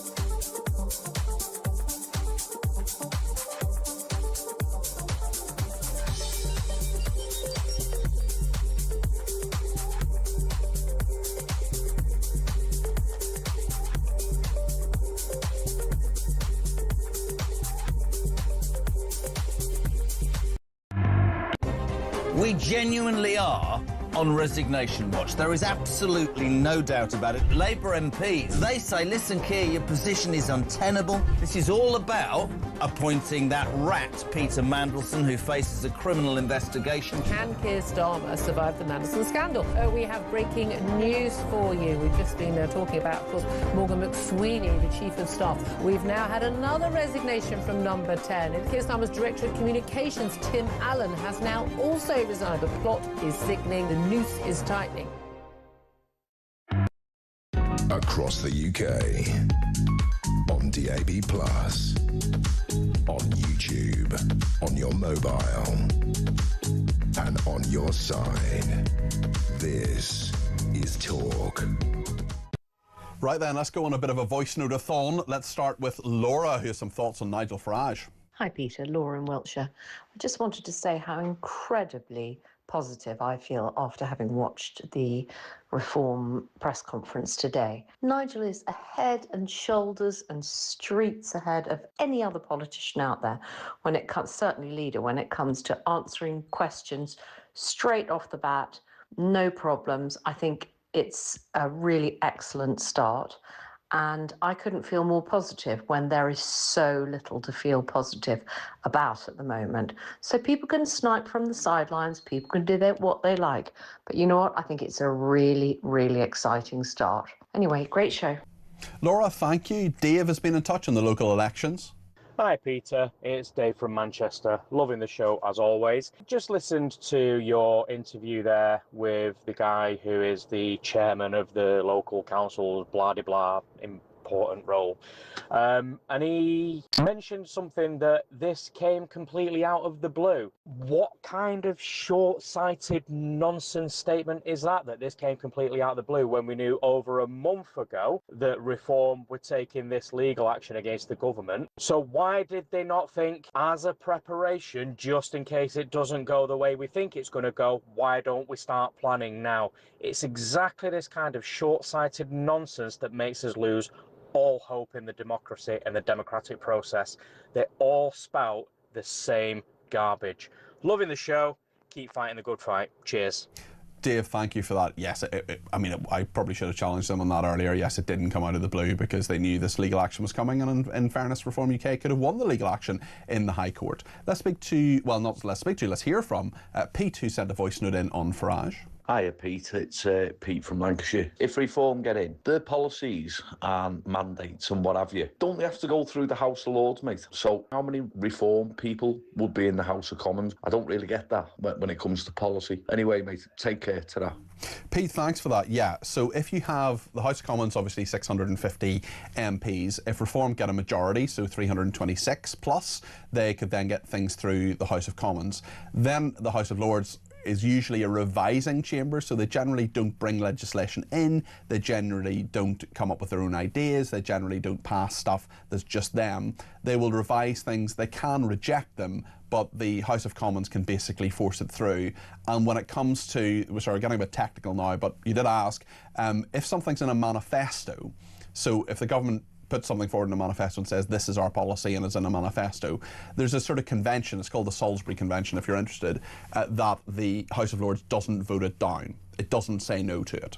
You still can have people who vote against it, but it doesn't say no to it. Now, there are about 800 members of the House of Lords. That's clearly absurd. Not all of them sit, not all of them are working peers, as they call them. They're not all there every day. Some of them are, some of them aren't, some of them are retired. It's something that probably needs reform in my view. Currently, I think there's just one Reform UK Lord, Malcolm Offord, who is their Scottish leader. He's a former Conservative. He is, I think, to my knowledge, off the top of my head, the only Reform UK Lord, and he had defected previously from the Conservatives. Now, certainly what has happened with Keir Starmer, who doesn't have a majority in the House of Lords, there is no Labour majority there. He has appointed loads of different peers. He appointed about 30 of them recently, members of the House of Lords. They are bolstering Labour's offering and their membership of the House of Lords. It is almost certain that Nigel Farage, he should by now actually have got some members of the House of Lords. It's up to the government how many they get, up to Labour, and Reform should have been able to nominate people to the House of Lords. They haven't had that so far. Now they have 8 MPs. I think that will probably change. But were Nigel Farage to become Prime Minister and were Reform UK to become the government of this country, well, they would then have the right to name people to the House of Lords. And I am fairly sure they would do that very, very quickly, and they would make sure that a lot of their supporters were in the House of Lords. But unless you name, over 400 of them, which I think is unlikely, and I think many people would be quite annoyed with that, some would, some wouldn't, well then Reform UK wouldn't have a majority in the House of Lords. It's complicated, it's difficult, but as I say, the main thing is, if it's in a manifesto, the convention is that the House of Lords doesn't vote it down. It revises it, it suggests, it changes, it scrutinises, but it doesn't vote it down. So I hope that helps you. That's your civics lesson for today. Let's hear what Daniel has to say on Reform UK. Hi Peter, it's Daniel from Epsom here. I think the British majority can see the decline in degradation in Britain today, and I think most of us look at reform and think this is reform or the last chance to save Britain. And I think the British majority, most of them will vote reform in May and at the next general election. It is our last chance to save Britain. Thanks, Daniel. I mean, I don't think the majority of people are going to vote Reform UK. The polls at the moment say 24% of people, so about a quarter of the population. But as we know from Keir Starmer, only about a third of the people who actually turned up to vote voted Labour, and you don't need a majority of people to vote for you. In fact, that hasn't happened since the Second World War. In fact, before that you haven't had a majority of people voting for the party who then become the government of the country. It's just another quirk of our slightly crazy system. Reform UK is certainly doing well. We'll talk to Richard Tice a little bit later on, but Restore Britain is one of their would-be rivals. Rupert Lowe, who is a former MP for Reform UK, of course, well, he has set up Restore Britain. One of his lieutenants is Charlie Downes, who's been a contributor to our station for quite a while, for a number of years. Alex Phillips, my colleague, had a pretty heated on-air clash with him last night. This is what happened between Alex and Charlie. If Britain's a people and a nation, well, that to me sounds like saying Britain is being sentimentally attached to the country. Britain is living here. It's being brought up here. It's being, what do you mean that's different to Reform UK? I need to understand this. Make it clear. Explain it to me like I'm 5. Well, Reform's position from their very beginning has been no different to Blair's position, to Cameron's position, which is that Britishness is defined by adherence to British values. This is a term that I have been hearing for my entire life. It was something that I was taught when I was in primary and secondary school, that that's what it means to be British. And if you look at the law, British values are defined as democracy, tolerance, the rule of law, and mutual respect and tolerance of those with different faiths and beliefs. Now that, in my view, is nothing at all to do with what it means to be British, because the majority of British people throughout our 1,000-year history have not believed in these values. These are a creation of the Blairite state over the last 30 So what is it to be, so explain to me, what is it that you're saying makes someone British that is different to what they're saying? Well, it's a far deeper thing than that, Alex. It's about a connection to this land. It's about an ancestry here. OK, but connection to land, isn't that what Matt Goodwin said to you, though? Please let me finish here. More than anything, it is Christian faith. It is ancestry and it's Christian faith. So if you're not a Christian, you can't be British? Well, I mean, you are certainly, I think, less British if you're not a believer in Christian principles. If somebody was Islamic, then they are certainly less British, yeah. Interesting clash there between Alex Phillips, my colleague here, and Charlie Downes, the campaign director of Restore Britain. Matt says, I'm sure you won't read this out. Well, Matt, you're wrong. I'm sure you won't read this out, but Karen from North Wales is incorrect. Rupert Lowe is talking about deporting those who are complicit in the rape gangs, and Becca has made much the same point. Rupert Lowe said deport communities that help cover up the rape gangs. Maybe Karen needs to do a better deep dive, says Becca. Good afternoon, Peter, says this texter. I keep hearing splitting the vote from Reform supporters. The same happened in 2024 when Reform split the vote and allowed Labour back in. This is the kettle calling the pot black. They were happy then, but not now. Rob says, afternoon, Peter. Afternoon, Rob. I'm 63. I cannot get my head around this Jew hatred. My best friend is German from Munich all his life, and when we talk about this, he watches the news. He is appalled. He asked me, have you guys not learned anything? This is how it started for our grandparents. That's Rob in Portsmouth there. Appreciate that. Paul in London says, why haven't these disgusting Jew hunter people been arrested for blatant racism? They're also putting a target on people's homes. This country is screwed. We need a Prime Minister urgently, says Paul. Leslie says, Mark is wrong on Farage. This is Mark in Lincolnshire. Quite a controversial call a little bit earlier on, about an hour ago. Leslie says, Mark is wrong on Farage. He has built reform from scratch in a short time, and his own policies over the years haven't changed. Darrell in Lincoln says, if they knock my door asking if I will boycott Israel, I will inform them I'm a Muslim, and the Quran tells us to accept other religions, and I will not lower myself to hate anyone for their religious beliefs, and I support Israel for standing against terrorism tactics from Hamas and the extremist Iran, says Darrell in Lincoln. Joe in Cornwall says Jew hunters collecting addresses and political and religious details of people without prior consent are in breach of GDPR and could be fined. Rob in London says Restore UK, led, I think it's Restore Britain it's known as, led by Rupert Lowe, attracts very unsavoury characters indeed. Nigel threw Rupert Lowe out of his party, and rightly so. I trust and love what Reform are blossoming into, and they have a brilliant centre-right team, says Rob. Lorraine says, I have to disagree with Mark in Lincolnshire. Their Reform has been very clear about their stance on illegal immigration, on net zero and on education. Farage has been successful because he has stuck to his guns and grassroots. Unfortunately, there are a group of Lowe and Habib supporters who, regardless, will refuse to give Reform UK any credit. The fact that both Lowe and Habib have yet to welcome Reform's success and giving back the vote to millions of people is a clear indication that it's not country first, but ego first. Well, we know, I don't actually know about Ben Habib. Can we just check what Ben Habib has tweeted on this? I don't know if Ben Habib said anything about the U-turn. Rupert Lowe has, and it did actually within 10 minutes of that being announced, and I read that out a little bit earlier on. On Mark again, Mark in Lincolnshire, more controversy. Dave in Kent says that caller Mark just dislikes Nigel Farage. If you're born here and you have British values, then you are British. Pushing an agenda which means being British is only white is totally wrong. Reform wants to support anyone that is British regardless of race, says Dave in Kent. Cliff in Berkshire, who's a Reform member, says, good afternoon Peter, good afternoon Cliff. Please ask Richard Tice about the proposed Sovereign Wealth Fund, which I understand will be part of his brief. How will it be funded given our current national debt? Will the national debt have to be cleared first? What will the proposed fund be used for example, future pensions or infrastructure? Cliff, I'm keeping that on my screen, and if there's time, I will ask Tice Baby about that a little bit later on. Jim in Exeter says, do you think Labour will do another U-turn and pay the waspy ladies? They need some votes from somewhere. Well, I actually don't think they will, Jim. I think that's something they'll probably not U-turn over, but they'll be U-turning on the U-turn, because they said in their manifesto they're going to support the waspy women. Then they said they weren't going to, so that would be a second U-turn, a U-turn on the U-turn. Lots more to discuss. We will talk in just a second about these elections being cancelled. What do you think? 0344 499 1000.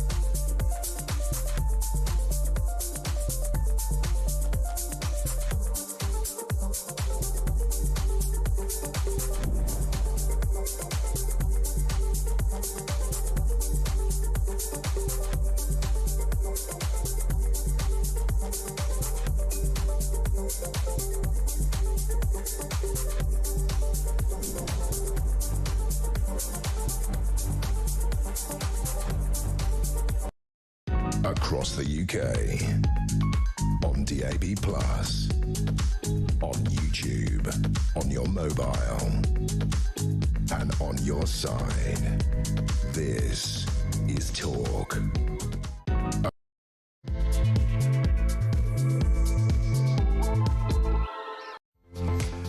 Well, it's just gone 3 o'clock. This is Talk. I'm Peter Cardwell. Thank you so much to everybody who's been in touch already. Loads of calls, text, tweets and voice notes coming in on all the big issues of the day. We're going to talk about the U-turn, about the humiliated Keir Starmer forced to face the wrath of voters. This is going to be on the 7th of May. Those 30 different elections are going to happen. Why? Because Reform UK were the ones who said, hold on a second, this is probably illegal. The government's capitulated. We'll talk to an independent councillor about this in just a second. We'll talk to Richard Tice as well, who has been named as the business and energy big gun for Reform UK. They've named their shadow cabinet about 4 people who will support Nigel Farage. We'll talk about all of that a little bit later on. We'll talk about net zero as well. Carl's been in touch and says nobody wants an EV. In fact, January shows a decline in electric vehicle sales.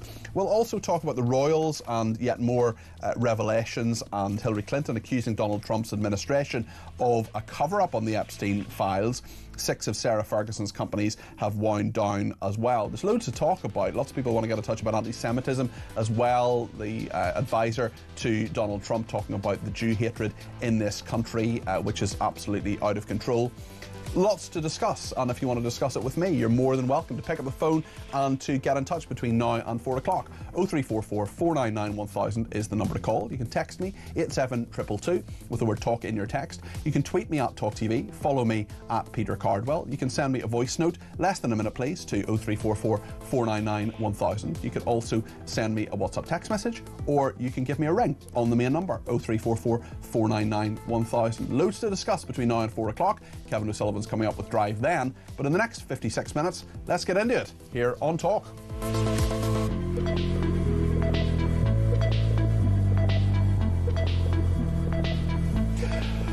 Well, I want to talk now about Keir Starmer, this U-turn, Labour's problems that they're clearly having in the polls. Farage as well has been talking about this today, as have many other people.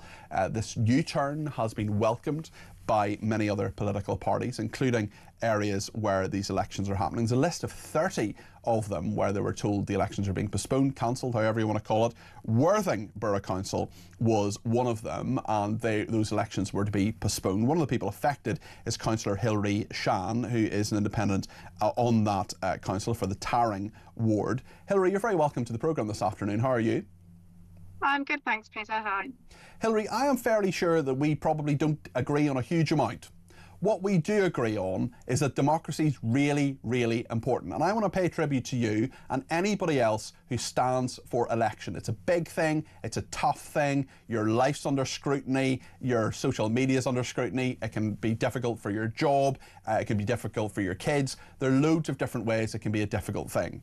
But now we have a government who wanted to stop local elections for this reorganisation of local government. Worthing was affected by that. What's it been like for you, Hilary, and other people like you over the last few months? Because you've been told one thing, then there's been the U-turn, this legal action from Reform UK. Just talk me through what you think about this and what it's been like. Yeah, I mean, it's been a huge period of upheaval and uncertainty, which is not what local government needs anyway.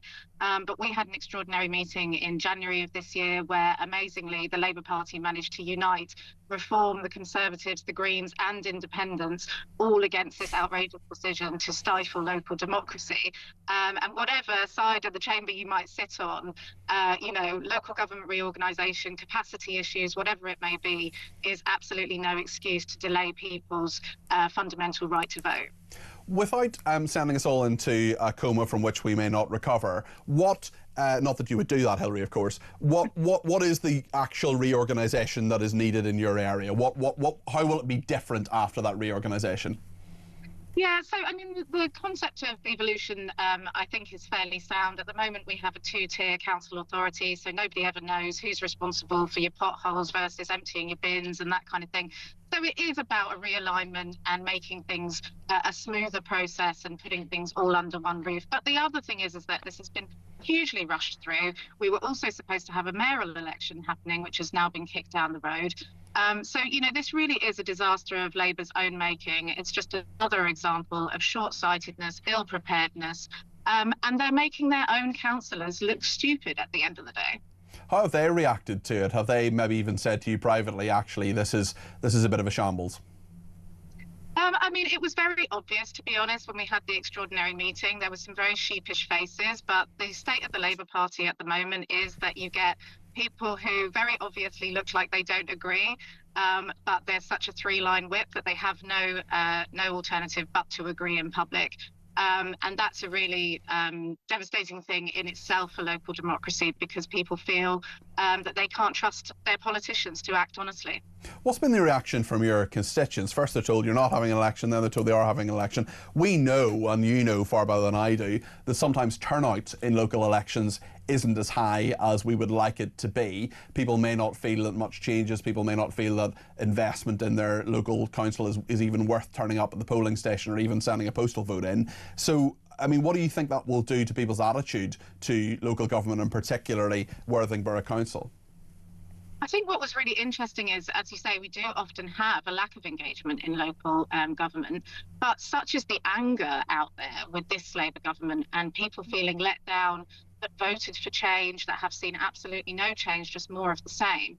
They were actually desperate to have an opportunity to cast their vote this time around and to protest against the state of this country and what the Labour Party is doing to it. And so I think we will have a higher turnout this time around. And I suspect that we will see people going to, either to the right, to reform, or, as I would prefer, choosing to go more to the left with the Green Party, I suspect. I wonder as well with this, what it's like for you if you're standing as an independent, for example, getting the posters sorted, getting your boots on the ground. Clearly it's easier if you're in a larger grouping, if you have more people who are, if you're the Labour grouping on your council, for example, they have more foot soldiers who can knock the doors. I'm sure you have a very crack team that manages to get an independent elected as well. But on the practicality of it all, it must be very frustrating. And you do, but I don't know what your fundraising situation is, but I know that even for a local council, that you've got to put some money into it, you've got to put some effort into it, you've got to book time off. There'll be people behind the scenes at Worthing Borough Council, as with many other councils as well, whose job it is to organise these things. They might have debooked the local sports hall or whatever and now had to rebook it as well. There's practicality in all of this, isn't there? Yeah, there absolutely is. And I've spoken about this, that there's a lot of socialist independents like myself who left the Labour Party and are now aligning ourselves more with Jeremy Corbyn's new party, your party, for exactly that reason. We want a political entity that represents us. And the way that the political system works at the moment is that it's almost impossible for independents to campaign against the large party machines. So, yeah, absolutely. So does this make it harder? Does this toing and froing make it even harder to do that? Of course it does, yeah. It makes it impossible for people. And, councillors do this, on very, very low allowances, often have full-time jobs, caring responsibilities, whatever else it may be. And so it really flies in the face of supporting people to go into local government when you keep messing them around like this. Just before you go, Hilary, tell me, why are you a socialist? I'm a socialist because I believe in social justice and equality, and I believe that everybody should be able to live a fulfilling life, and there shouldn't be people that have got more money than everybody else just because they were born into it. Okay, Hilary, we could have a much longer conversation about all of that, but nonetheless, I want to thank you today for that. I wish you well, as well as Councillor Hilary Shan there. He's an independent councillor at Worthing Borough Council. We don't often have socialists here thinking of joining your party on this station, but the point she makes about socialism I disagree with, but all the other points she makes I think are probably pretty well founded, certainly when it comes to local elections. It's something Paul in Burnley wants to talk about. 0344 499 1000 is the number that he has called. Paul, you're very welcome to the programme. What would you like to say? Hello, Peter. Thanks for taking my call. Regards Keir Starmer, this is the man who, following the referendum, campaigned tirelessly for a people's vote. That's right, because the people weren't asked the first time. Oh no, hold on, they were. That's right. Now, fast forward a few years, and this is a man who wanted to cancel the people from having a vote. And Keir Starmer is a man who sees himself as being a a legal behemoth. So how ironic that the legal behemoth has been given a legal bloody nose. Yeah, exactly. By Nigel Farage, the people's Prime Minister. Well, Paul, you know, so much of what you say is total common sense there, because we're in a situation where over and over and over again, Keir Starmer has said, yeah, I'm Mr. Rules, I'm Mr. Detail, I'm Mr. Procedure. Where was all of that with Peter Mandelson? Where was all of that with this? Where was all of that with the Chagos Islands, which may fall on a legal technicality, and rightly so, this legislation? Paul, he doesn't have a grasp of things politically, but he doesn't seem to have much of a grasp of things legally either. He was the director of the public prosecutions. He was a very high-flying human rights barrister. But there are sort of quite basic things, such as, oh, maybe we should ask all those lawyers we employ, are we going to get challenged on this? And if we get challenged, are we going to lose? And here we are, 3 days before a big High Court action by Reform UK. They say, actually, hold on, hold your horses. You know that bit where we said we're cancelling all the local elections in 30 different areas? We can't do it because of the law. And when, by the way, it's Nigel Farage's fault, except it isn't. It's absurd, Paul. I've said it to you, and I'll say it again, Peter. This Prime Minister, he's got zero political acumen, and he's a man who lets the process do his thinking for him. Which you should never do. Listen, thank you, Paul. Much appreciated. That's Paul and Bernie there. Ian is in Bridgend. He has some thoughts on this too. Ian, you're very welcome to the programme. What would you like to say? Hello, Peter. Pleasure Hi there. to speak to you again. It was just the experiences of us here in Wales. You know, everybody's saying about local government reorganisation being more efficient. Well, we had it 30 years ago here in Wales. Since then, you know, our council tax bills have doubled. The services have declined rapidly. You're going to go through the same problem there.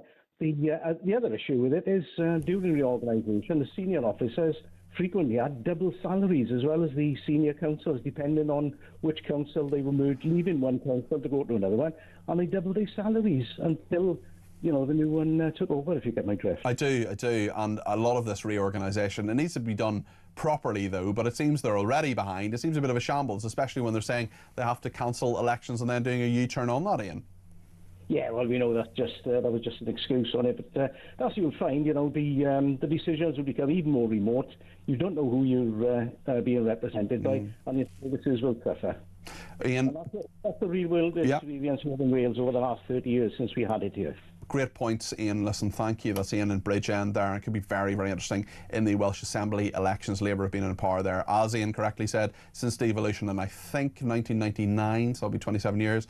So it'll be very interesting to see what happens. Just want to play a voice note now from Steve on what has been happening with people having their doors knocked and this Jew hatred that has been happening. Steve has this to say.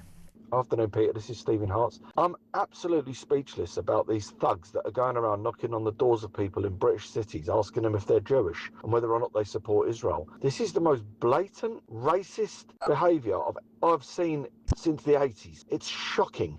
Can you imagine for a second that it was white, skin-headed, black-jacketed thugs going around knocking on Pakistanis' doors and asking them if they were Muslim? Keir Starmer would boil up and explode in his head. There'd be smoke coming out of his ears. Where is the Prime Minister on this disgusting, openly racist behaviour? I'm completely flabbergasted. See you later, mate. Steve, thank you for that. I completely agree with every single word you've said. Where is the Prime Minister? Similarly, you have Carla Denyer, who I've asked on my programme a number of times on this issue. Carla Denyer, who is the Green MP, encouraging this, saying this is a good thing, saying that you should volunteer your time and do this. Have you got an hour to spare? Knock some doors and intimidate some Jews. That is what she is doing. And I would love to ask her about that. Maybe she thinks that's rubbish. Maybe she thinks that's nonsense. Maybe she thinks I'm being simplistic or wrong. I would love Carla Denyer to come on my programme to talk about this. I've asked her a couple of times and mysteriously she is not available. Right then, let's speak to Graham in Lincolnshire before the break. He has some thoughts on electric cars. Graham, you're very welcome to the programme. Thanks for ringing 0344 499 1000. Hello. Hello. Good afternoon. Electric cars. Yeah, I drive an electric car, and I do it because it is very cost effective. I do about 80 miles a day, and it will cost me less than £2 to charge for electricity to put that into that. Do you get range anxiety, Graham? Yes, I do a bit. One other thing I need to tell you about. I am very sceptical about climate change. Very, very sceptical. I've spoken to you before about that. I don't believe there's any problem with the climate. But so I've done it just purely for economic reasons. Then the technology is not great. I don't think it's the technology of the future. They're too heavy. Batteries are so big. Cars are expensive. You know, something else will come along. Something else. They need to sort that out. So you're just doing it on an economic basis. So if there was a diesel car, for example, that was cheaper, you'd very happily drive that. Oh yeah. Okay. No, I've always had diesel cars, but you know I've done this because it's cheap to run. Okay. There you go. Well, Graham, listen, thanks for that. Appreciate your call. That's Graham in Lincolnshire on electric vehicles. Mark's been in touch with a voice note. This is what Mark thinks. Hi Peter, this is Mark. I was just watching your sequence on cars. Let's not forget, if Labour take us back into the EU, then they will have to double down on net zero. So this will mean that lorries and cars, etc., will have to be EV. So it's going to get super interesting in the future. You're absolutely right. Let's hope we don't go back into the EU, because that would be against the the democratic wishes of 17.4 million people, the largest number of people who've ever voted for anything in the UK. Thank you, Mark, for that. Richard Tice coming up a little bit later on. We're also going to speak to another Richard Fitzwilliams, the royal commentator on all of the continuing controversy over the Epstein files. This is Hillary Clinton now accusing the Trump administration of a cover-up. Lots more to come on that. We'll take your calls, texts, tweets and voice notes as well between now and 4 o'clock when Kevin O'Sullivan's got the Drive programme. 0344 499 1000 is the number to call.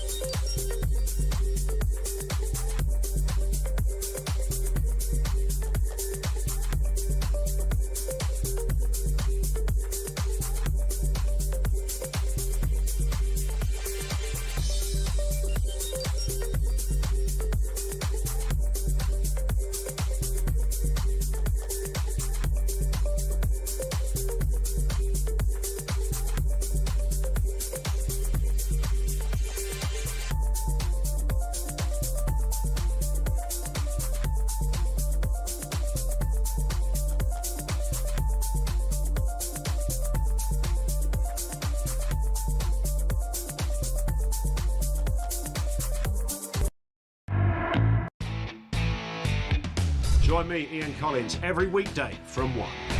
My 12-year-old. Obviously, he won't be 12 then, he'll be 16. But if he's anything like he is now, he shouldn't be anywhere near an election booth. Do you sympathise with him? Is he the victim of the 24-hour news cycle we just spoke of? I think his failings are internal. He's useless, incompetent, has no political judgment. Everything you need to know. All the breaking news right here on Talk. Weekday afternoons from 1 o'clock. Only at the home of common sense.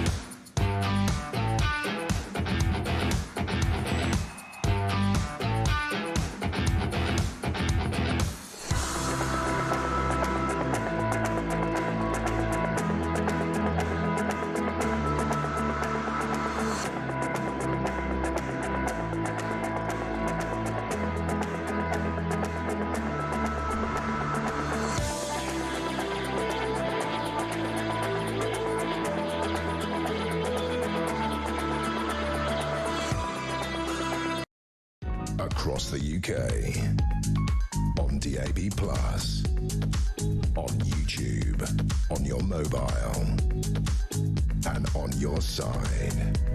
This is Talk.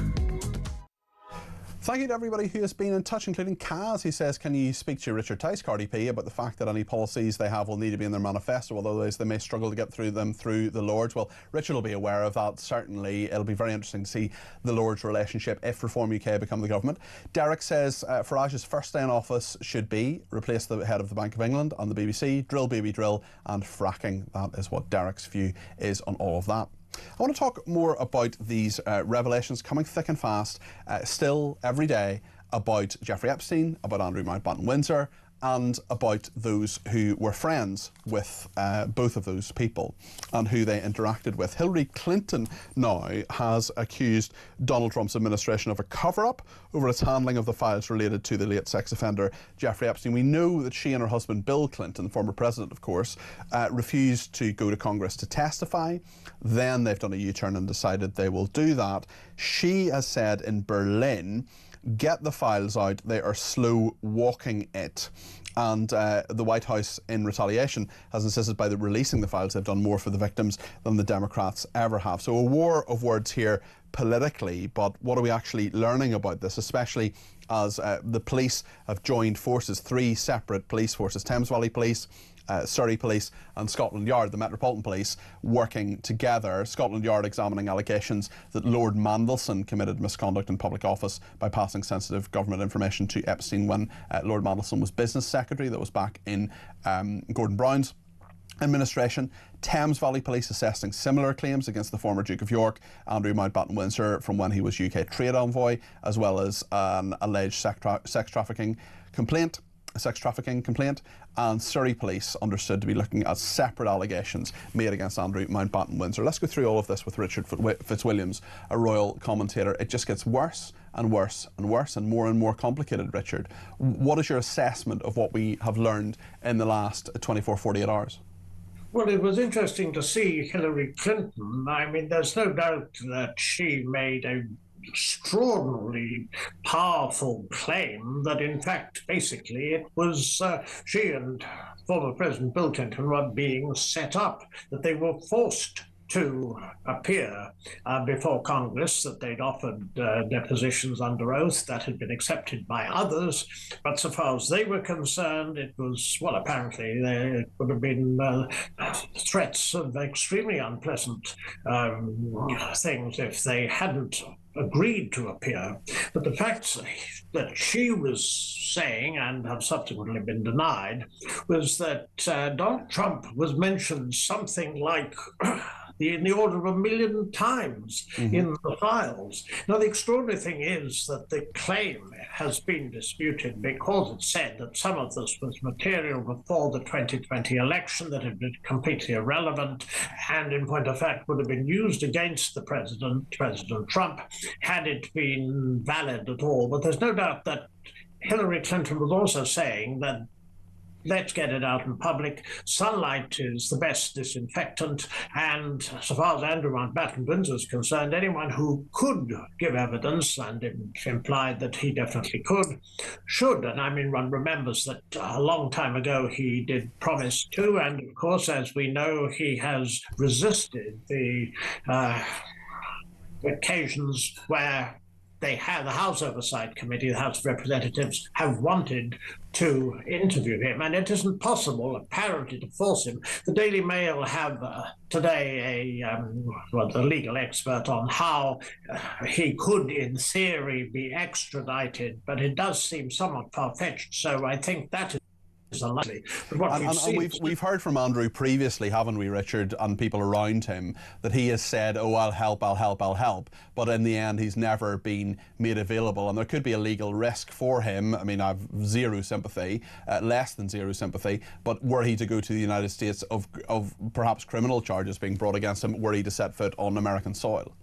Oh, yes, I think that is what he would undoubtedly fear. But of course, his lawyers would then claim that because of the vast amount of publicity, how could he get a fair trial and so forth? But that does seem an unlikely route. But what we're seeing here with so much pressure on the palace, and as you know, last Monday, the King confirming that obviously the every access would be given to help would be given to the police wanting to find information should this be requested. Well, this task force that is joining up, there should be a coordinated effort to find out precisely, firstly, these allegations of Epstein flying in a woman to spend time with Andrew at Royal Lodge, which is one of them. Then, of course, this may well lead to misconduct in public office. The fact that when he was special trade envoy between 2001 and 2011,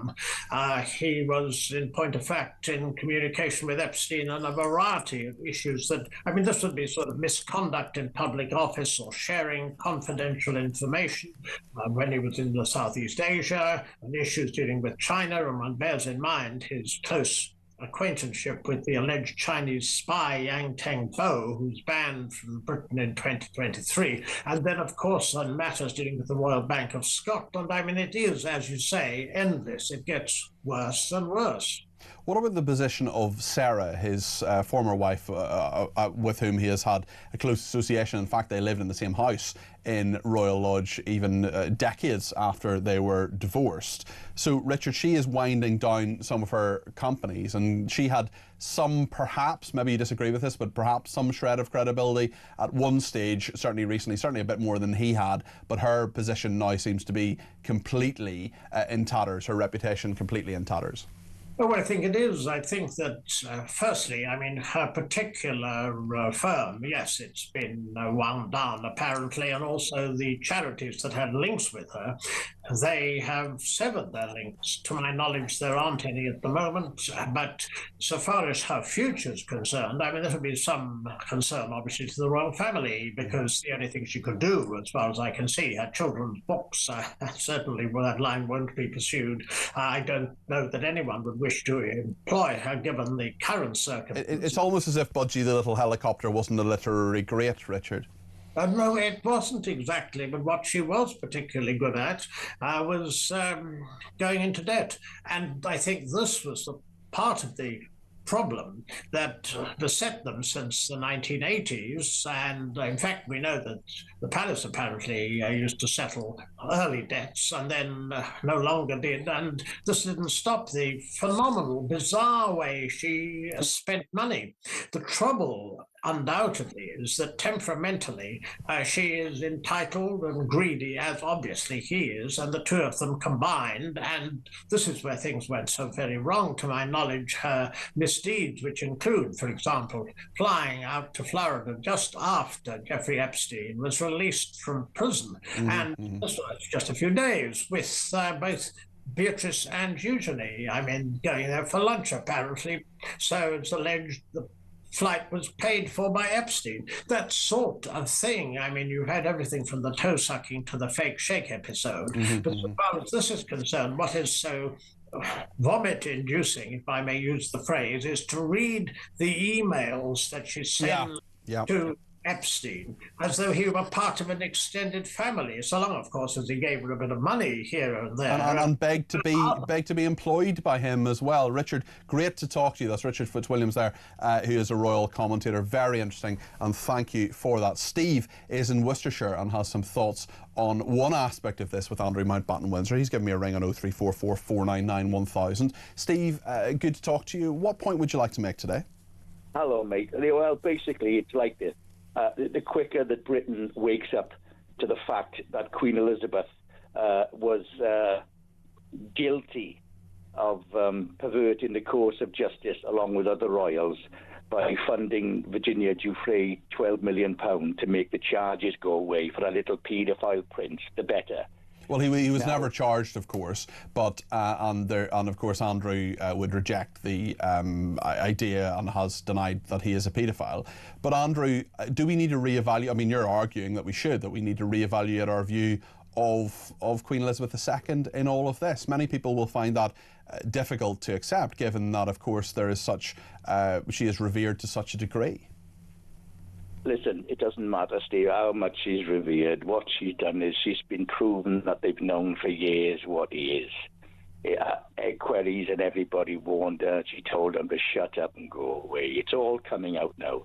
The drip of allegations is now turning into a torrential flood of evidence. Okay. I mean, the thing is, it's ironic. This is my point. Currently, at the moment, and this is fact, there are literally hundreds of innocent people incarcerated in filthy, dirty prisons, convicted falsely, miscarriage of justice for sexual offences. They languish there, rotting. They have no chance of redress. Their lives are ruined. They are cast to despair's darkest dungeons. Their families are scorned in their communities. And it's ironic that the Queen and her family will pay to prevent her son from facing accountability for alleged offences. Okay. Steve, listen, thanks for those points. Not ones we often hear, but very, very interesting to hear it, and we're the home of common sense. And I like to hear lots of different views as well. And if you have a view between now and 4 o'clock, 0344 499 1000. How much longer do we have to endure the Starmer debacle, says this texter. Another person says, what scares me about this going from door to door is chilling. Watch October the 7th, bearing witness to the massacre. Chilling, whose hands will be the information recording of Jews. For what purpose sounds sinister. Hamas will never quit as long as one Jew lives. There's no name on that, but I'd also suggest that a brilliant documentary is We Will Dance Again, about what happened at the Nova Festival on the 7th of October. I think it's still on the iPlayer. It's a very, very good documentary, very difficult to watch. I had to go in a couple of settings because it's so upsetting. Andy in Cornwall says, I feel our human rights have been violated by not having council elections last year. All the people affected should have full compensation of their council tax. Fiona says, if it wasn't for Reform UK, the cancellation of these council elections would be illegally blocked, would still be illegally happening by Labour. We all think how bad it is now. Imagine what today would have been like without Reform UK biting back at Labour. We have hope with Reform UK to keep our country as Britain, Labour, Lib Dems and Greens, all but multiculturalism and others first. Clayton in Dartford makes a good point where he says, if you're a citizen of the country you were born in, does that mean Cliff Richard is Indian? Joanna Lumley is Pakistani? Arthur Wesley is Irish? Rudolph House would have been Egyptian? Just wondering. Very interesting point. Also, Boris Johnson was born in New York. Is he an American? I don't think so. James in Plymouth says people need to ditch voting strategically and vote for the party whose policies match their values and principles, says James in Plymouth. And Sean says, I'm a virulent atheist and I'm as British as you can get. That is Sean in Bridlington. Lots more to come. We'll take some callers and in fact just before we go to a break we'll take the voice note from Kelvin. How about that? How about hearing from Kelvin? Good afternoon, Peter. Ben Habib, Rupert Lowe, Nigel Farage, they all want the same thing for the country. So why don't they all bury the hatchet, get back together and start doing something about it, rather than try and fight each other and try and take votes from each other. They keep on like this, we'll just end up with either Labour in or that stupid idiot Zach Polanski. It's just ridiculous. They need to get together, bury the hatchet and work something out to the greater good of the country, because we ain't going to get it with any of the other parties, and that's a fact. Bye. Calvin, thank you for that. I've put that down on my big long list of things to ask Richard Tice. He is coming up in a few minutes' time. Stay with us here on Talk.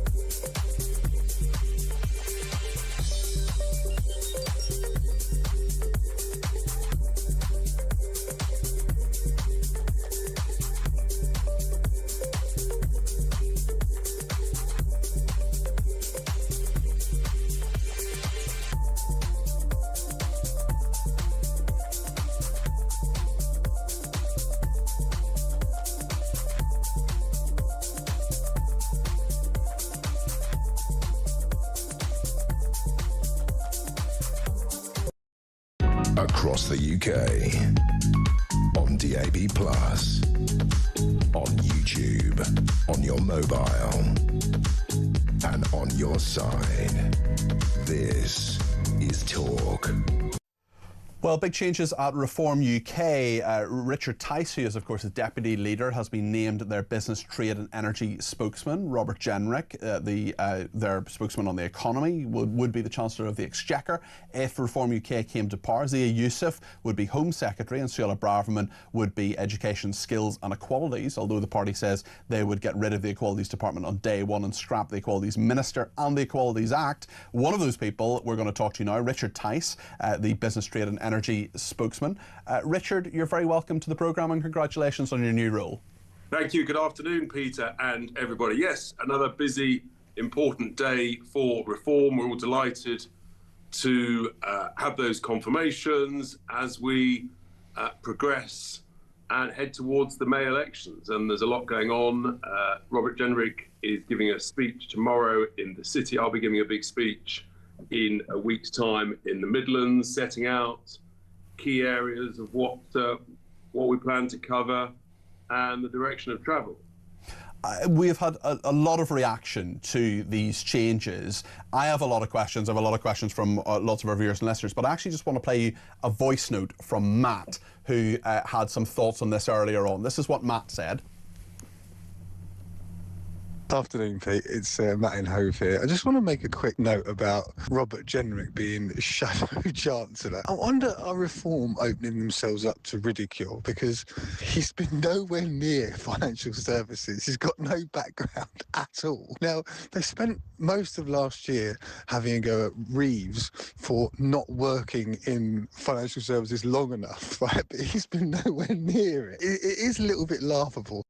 That is Matt who got in touch with us. Richard, you clearly have a business background. You have been a very successful businessman. You know all about trade, you know all about business, you know all about energy. There is no doubt about that, Richard. But Matt asking about Robert Jenrick, who would be the Chancellor if Reform UK came to government. Wouldn't someone else perhaps have been better at it? Maybe even Richard Tice? Well, what Matt may not be familiar with is that Robert actually was he was a Treasury Minister. Secretary. Yeah. That's right. So has actually got some experience within the Treasury and experience of government. And all of those things are an important blend. And Robert's also got experience in the private sector. So we bring a range of different talents. And hopefully what we're trying to do is make 2 + 2 = 4 and a bit. And in a sense, we're damned if we do whatever, because we get criticised for not having enough experience in government. We bring in some experience and then we get criticised again. But the key thing is that we work closely together and we coordinate, we strategise, and we come up with the best, in a sense, not only the best policies, but also the conviction and the belief to actually get them done. And that's why we've got working groups across a whole raft of different areas. This 2026 year, Peter, is a year of working groups, hard graft, policy, so that by the end of the year, we're sort of ready to put that into draft legislation so that we're ready on the basis there might be an election back end of 2027. Sure, you want to be ready to go. With the idea of you perhaps running a sort of super department, business, trade and energy, I mean, that's 3 different departments at the moment. In fact, if you put in housing, that's actually a 4th department, or part of a 4th department. Is that not too big? I mean, Angela Rayner famously said she was John Prescott in a skirt. I mean, are you Angela Rayner not in a skirt? You won't find me in a skirt, Peter. Your listeners will be pleased to hear. But there's another saying in life, which is, if you want something doing, give it to a busy person. And actually, these roles, they're all intertwined. You know, I've got a lot of experience in housing, planning, that leads into infrastructure. That's a key part of growth, prosperity, it's a key part of business, deregulating, smart regulation. We ought to be smart and safe in what we do. What we don't want is daft, dither and delay. And I think that I'll be bringing together a team of very experienced business people, and we will get a whole plan of action in place, including, of course, you can't be a rich nation without cheap energy, which is why that dovetails in so well. And this time next week, I will be setting out my thoughts on a large new British sovereign wealth fund. Well, actually, on that exact point, sorry to interrupt you, Richard, but on that exact point, Cliff in Berkshire, who's a member of your party, said, please ask Richard Tice about the proposed sovereign wealth fund, which I understand part of his brief. How will it be funded given our current national debt? Will the national debt have to be cleared first? What will the proposed fund be used for example, future pensions or infrastructure? What would you say to Cliff? Listen to my speech at, I think it'll be 11 o'clock next Tuesday, and all will be revealed. So, okay. That's an exciting week for him to look forward to. Obviously, we've got a plan, and I think that it will be, well, I know it's significant, and I think it'll pleasantly surprise a lot of your listeners and viewers. And it's all about having a clear plan that can help drive growth, prosperity, making people better off. And let's not forget, anybody under the age of 40 to 45 doesn't know what it feels like to be in an economy that's growing at between 2.5% and 4% every year, year in, year out. It's a good feeling. Okay. I want people to get that feeling, and that's what we're very focused on. Well, perhaps we can talk further when you've talked about that sovereign wealth fund. What was notable today, certainly, we've talked about Cilla Braverman, Zia Youssef, Robert Jenrick and yourself. You didn't announce all of the rules. People are asking why David Bull hasn't been named as health spokesman, for example. You haven't talked about foreign affairs. You haven't talked about defence, for example. Is that just coming? Is that just down the line? Yes, of course. In a sense, this is just the first phase of a multiple series of announcements over time. And look, patience is a virtue. We don't need to rush everything. But just because someone hasn't been announced doesn't mean there isn't a lot of thinking, policy ideas going on behind the scenes. And I know, look, in a sense, we're all impatient. That's the nature of us. But this is a year of diligence, hard work, getting stuff ready. And we're not also claiming that in any way we're all perfect. It's what we're trying to do is really hard. It's never been done before. When you're moving at great speed, of course, we'll make some mistakes. We'll say the wrong thing at the wrong moment. That's just the nature of life. And your good folk will, you'll scrutinise and hold us to account on that. But I just think we have to prove ourselves to be much, much better than our opposition. And if we continue to do that, we'll continue to lead in the polls. We'll smash it at the May the 7th. Well, I want to talk about that in a second, but I just want to tell you of two things, not necessarily ask you questions about, but I just want to tell you that Matt was in touch from Cheshire, and he says your event should be further north. They shouldn't all be in the south of the southeast. I know that's right. That's why my event next Tuesday will be in the West Midlands. Okay, great. And similarly, well, I'll perhaps tell you about that other one at the end. But on talking about May the 7th, as you know, Richard, I'm politically homeless. I'm not a member of any political party. I'm not certainly a shill for any political party. But what I want to say is, were it not for Reform UK, those elections would have been cancelled on the 7th of May. That would have been a complete disgrace and a denial of democracy. Just tell us how that all worked behind the scenes. There was going to be a High Court case on Thursday and the government capitulated. They're now bizarrely blaming Nigel Farage for that. What's your take on all of that? I think everybody should be thanking Nigel and Reform for the fact that almost 5 million people will now have the right to vote on May the 7th. I think about 1.5 million or so we're going to have their vote declined, prevented for a second year running, despite the government's promises. Look, we've frankly, we found them out, we've caught them out, and they realised they were going to lose in court. And so, look, at the end of the day, they have done the right thing, finally, almost on the court steps, so to speak. And it's thanks to Nigel and Reform that we've enabled these elections to go ahead. And it's really, really significant. And hopefully voters will remember that as they go to the ballot box and vote Reform. One other name or party, two other parties actually, on the ballot paper may well be Advance UK and Restore Britain. Now, Rupert Lowe, former MP in Reform UK, has set up Restore Britain. Are you worried about those two parties as a threat? And similarly, why can't you just get it together? I mean, you're talking not exactly the same language, but a lot of the things that you believe are the same as Rupert Lowe and Ben Habib. Well, look, competition's a good thing. We've never been afraid of it, and that's the joy of democracy. Those two individuals set up their own entities, and they will push forwards as they can.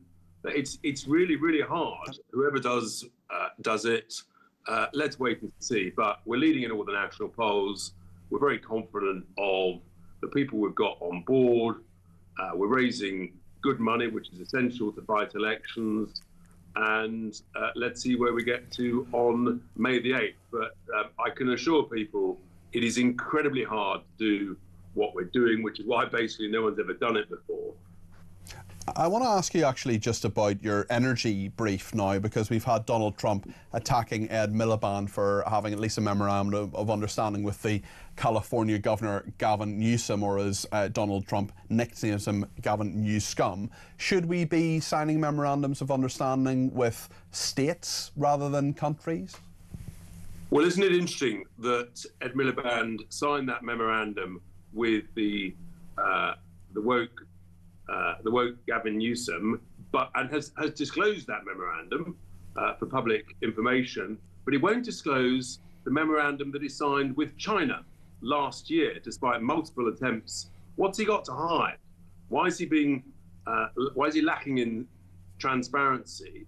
What are the links between the Chinese communist regime and this Labour government and the Labour Party? What we need is cheap, plentiful, reliable energy. We've got all this energy treasure under our feet, offshore, onshore. And as far as I'm concerned, in my role, every last barrel, every last drop is what we should be trying to seek, because it's literally treasure, and the jobs it creates, the wealth, the prosperity, the multiplier effect across the whole economy, the ability to reduce bills, reduce the cost of living increases, make businesses and industries competitive again.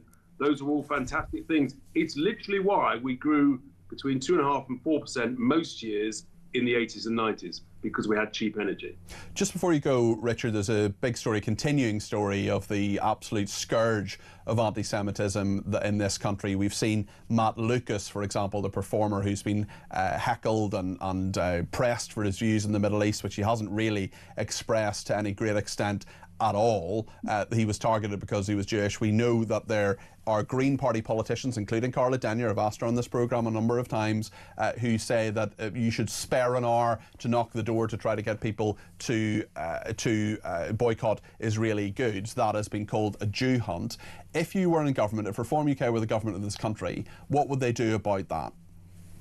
Well, there's no one who has stood up more against the scourge of anti-Semitism, frankly, than myself, Nigel, and Reform, and we have to eradicate it. And it's an absolute, it's an appalling stain on this government. It's a stain on the leadership of the Metropolitan Police and other forces, such as the West Midlands Force, because they created a vacuum, and in a vacuum, that if you create a vacuum, bad people fill it. And these hate marches, that's what these pro-Palestine marches are. They're hate-filled, they incite violence, they're anti-Semitic, and as such, they break the law, and as such, they should have been prevented from continuing. We all want lawful, legal protest, of course. That's the joy of democracy. But what people can't do is step over the line, and that's why very, very early after October the 7th, 2023, I called for those marches to be banned for those reasons. On a slightly lighter note, we've had a message from Israel, in fact, from Nat, who says that if it doesn't work out with your fiancé, Richard, other options are available, and she's given her telephone number for that too. I'm sure you won't be going down that road, and all as well. But Richard, listen, thank you very much. That is Richard Tice there, who's not just the Deputy Leader of Reform UK, he's also their business, trade and energy spokesman from today. What do you think about what he said? Let me know. 0344 499 1000. We'll take your calls, text, tweets and voice notes, and we'll go up right up to 4 o'clock. We'll also have a quick chat with Kevin O'Sullivan about what's coming up on his programme on Talk Drive between 4 and 7. Stay with us here on Talk.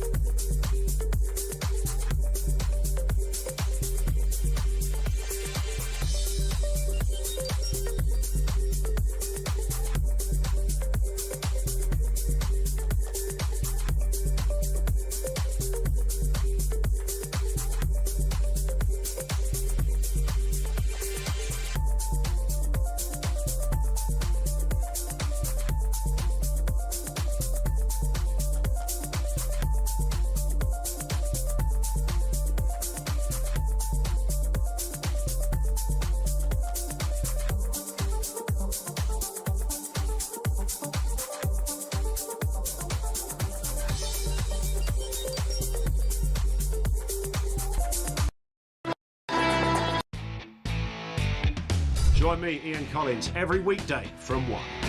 My 12-year-old. Obviously, he won't be 12 then, he'll be 16, but if he's anything like he is now, he shouldn't be anywhere near an election booth. Do you sympathise with him? Is he the victim of the 24-hour news cycle we just spoke of? I think his failings are internal. He's useless, incompetent, has no political judgment. Everything you need to know. All the breaking news right here on Talk. Weekday afternoons from 1 o'clock.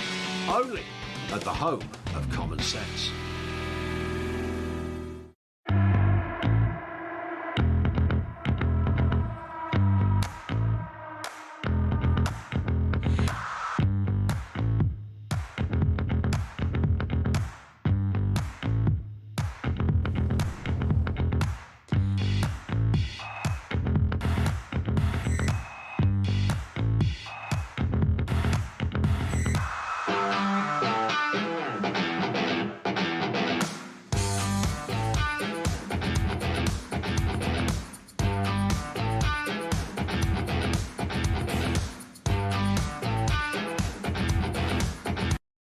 Across the UK, on DAB+, on YouTube, on your mobile, and on your side.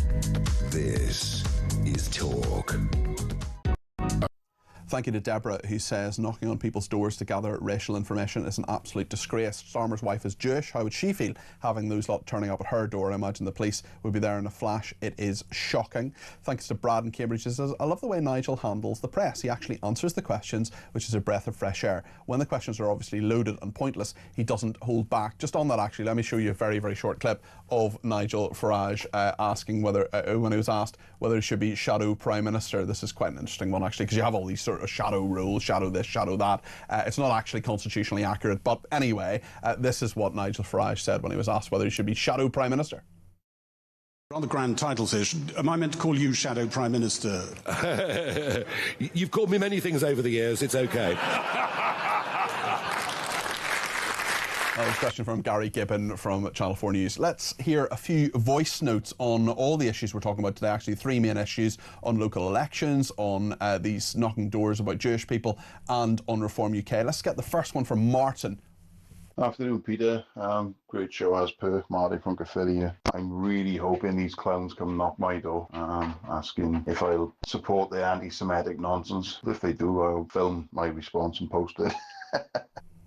Thank you, Martin. John has been in touch on the local elections. U-turn. Hi, this is John from Manchester. I think the way it's going to play out is Labour's going to get a kick in at the Gorton election. That'll give all Starmer's enemies in his little back rooms time to plot against him for when May comes around and Labour's annihilated, and then he can go and then he can replace God knows who with, though. Have you seen the state of them?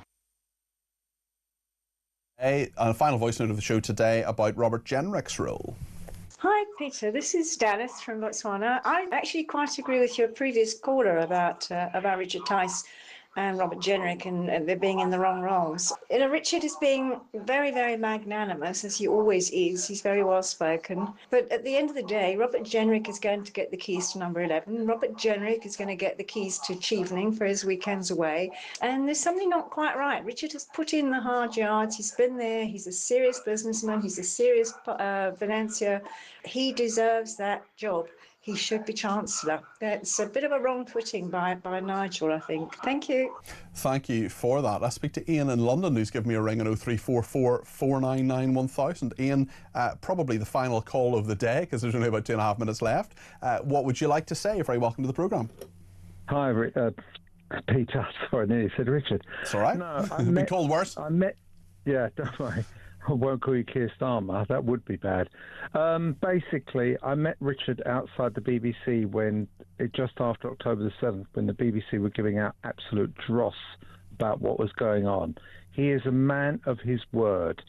He stood with us then. He will stand with Israel and the Jewish community here all the way through, right? And that's all I can say for a politician to be there, and he was there, right? Whereas Starmer has done nothing and will continue to do nothing. You know, what was it Kimmy Badenoch said? Did unemployment up. Yeah, This up. Well, actually, there's statistics today, Ian, that actually talk about that as well. Just briefly, Ian, if you got a knock on the door from these people spreading their Jew hate, what would you do?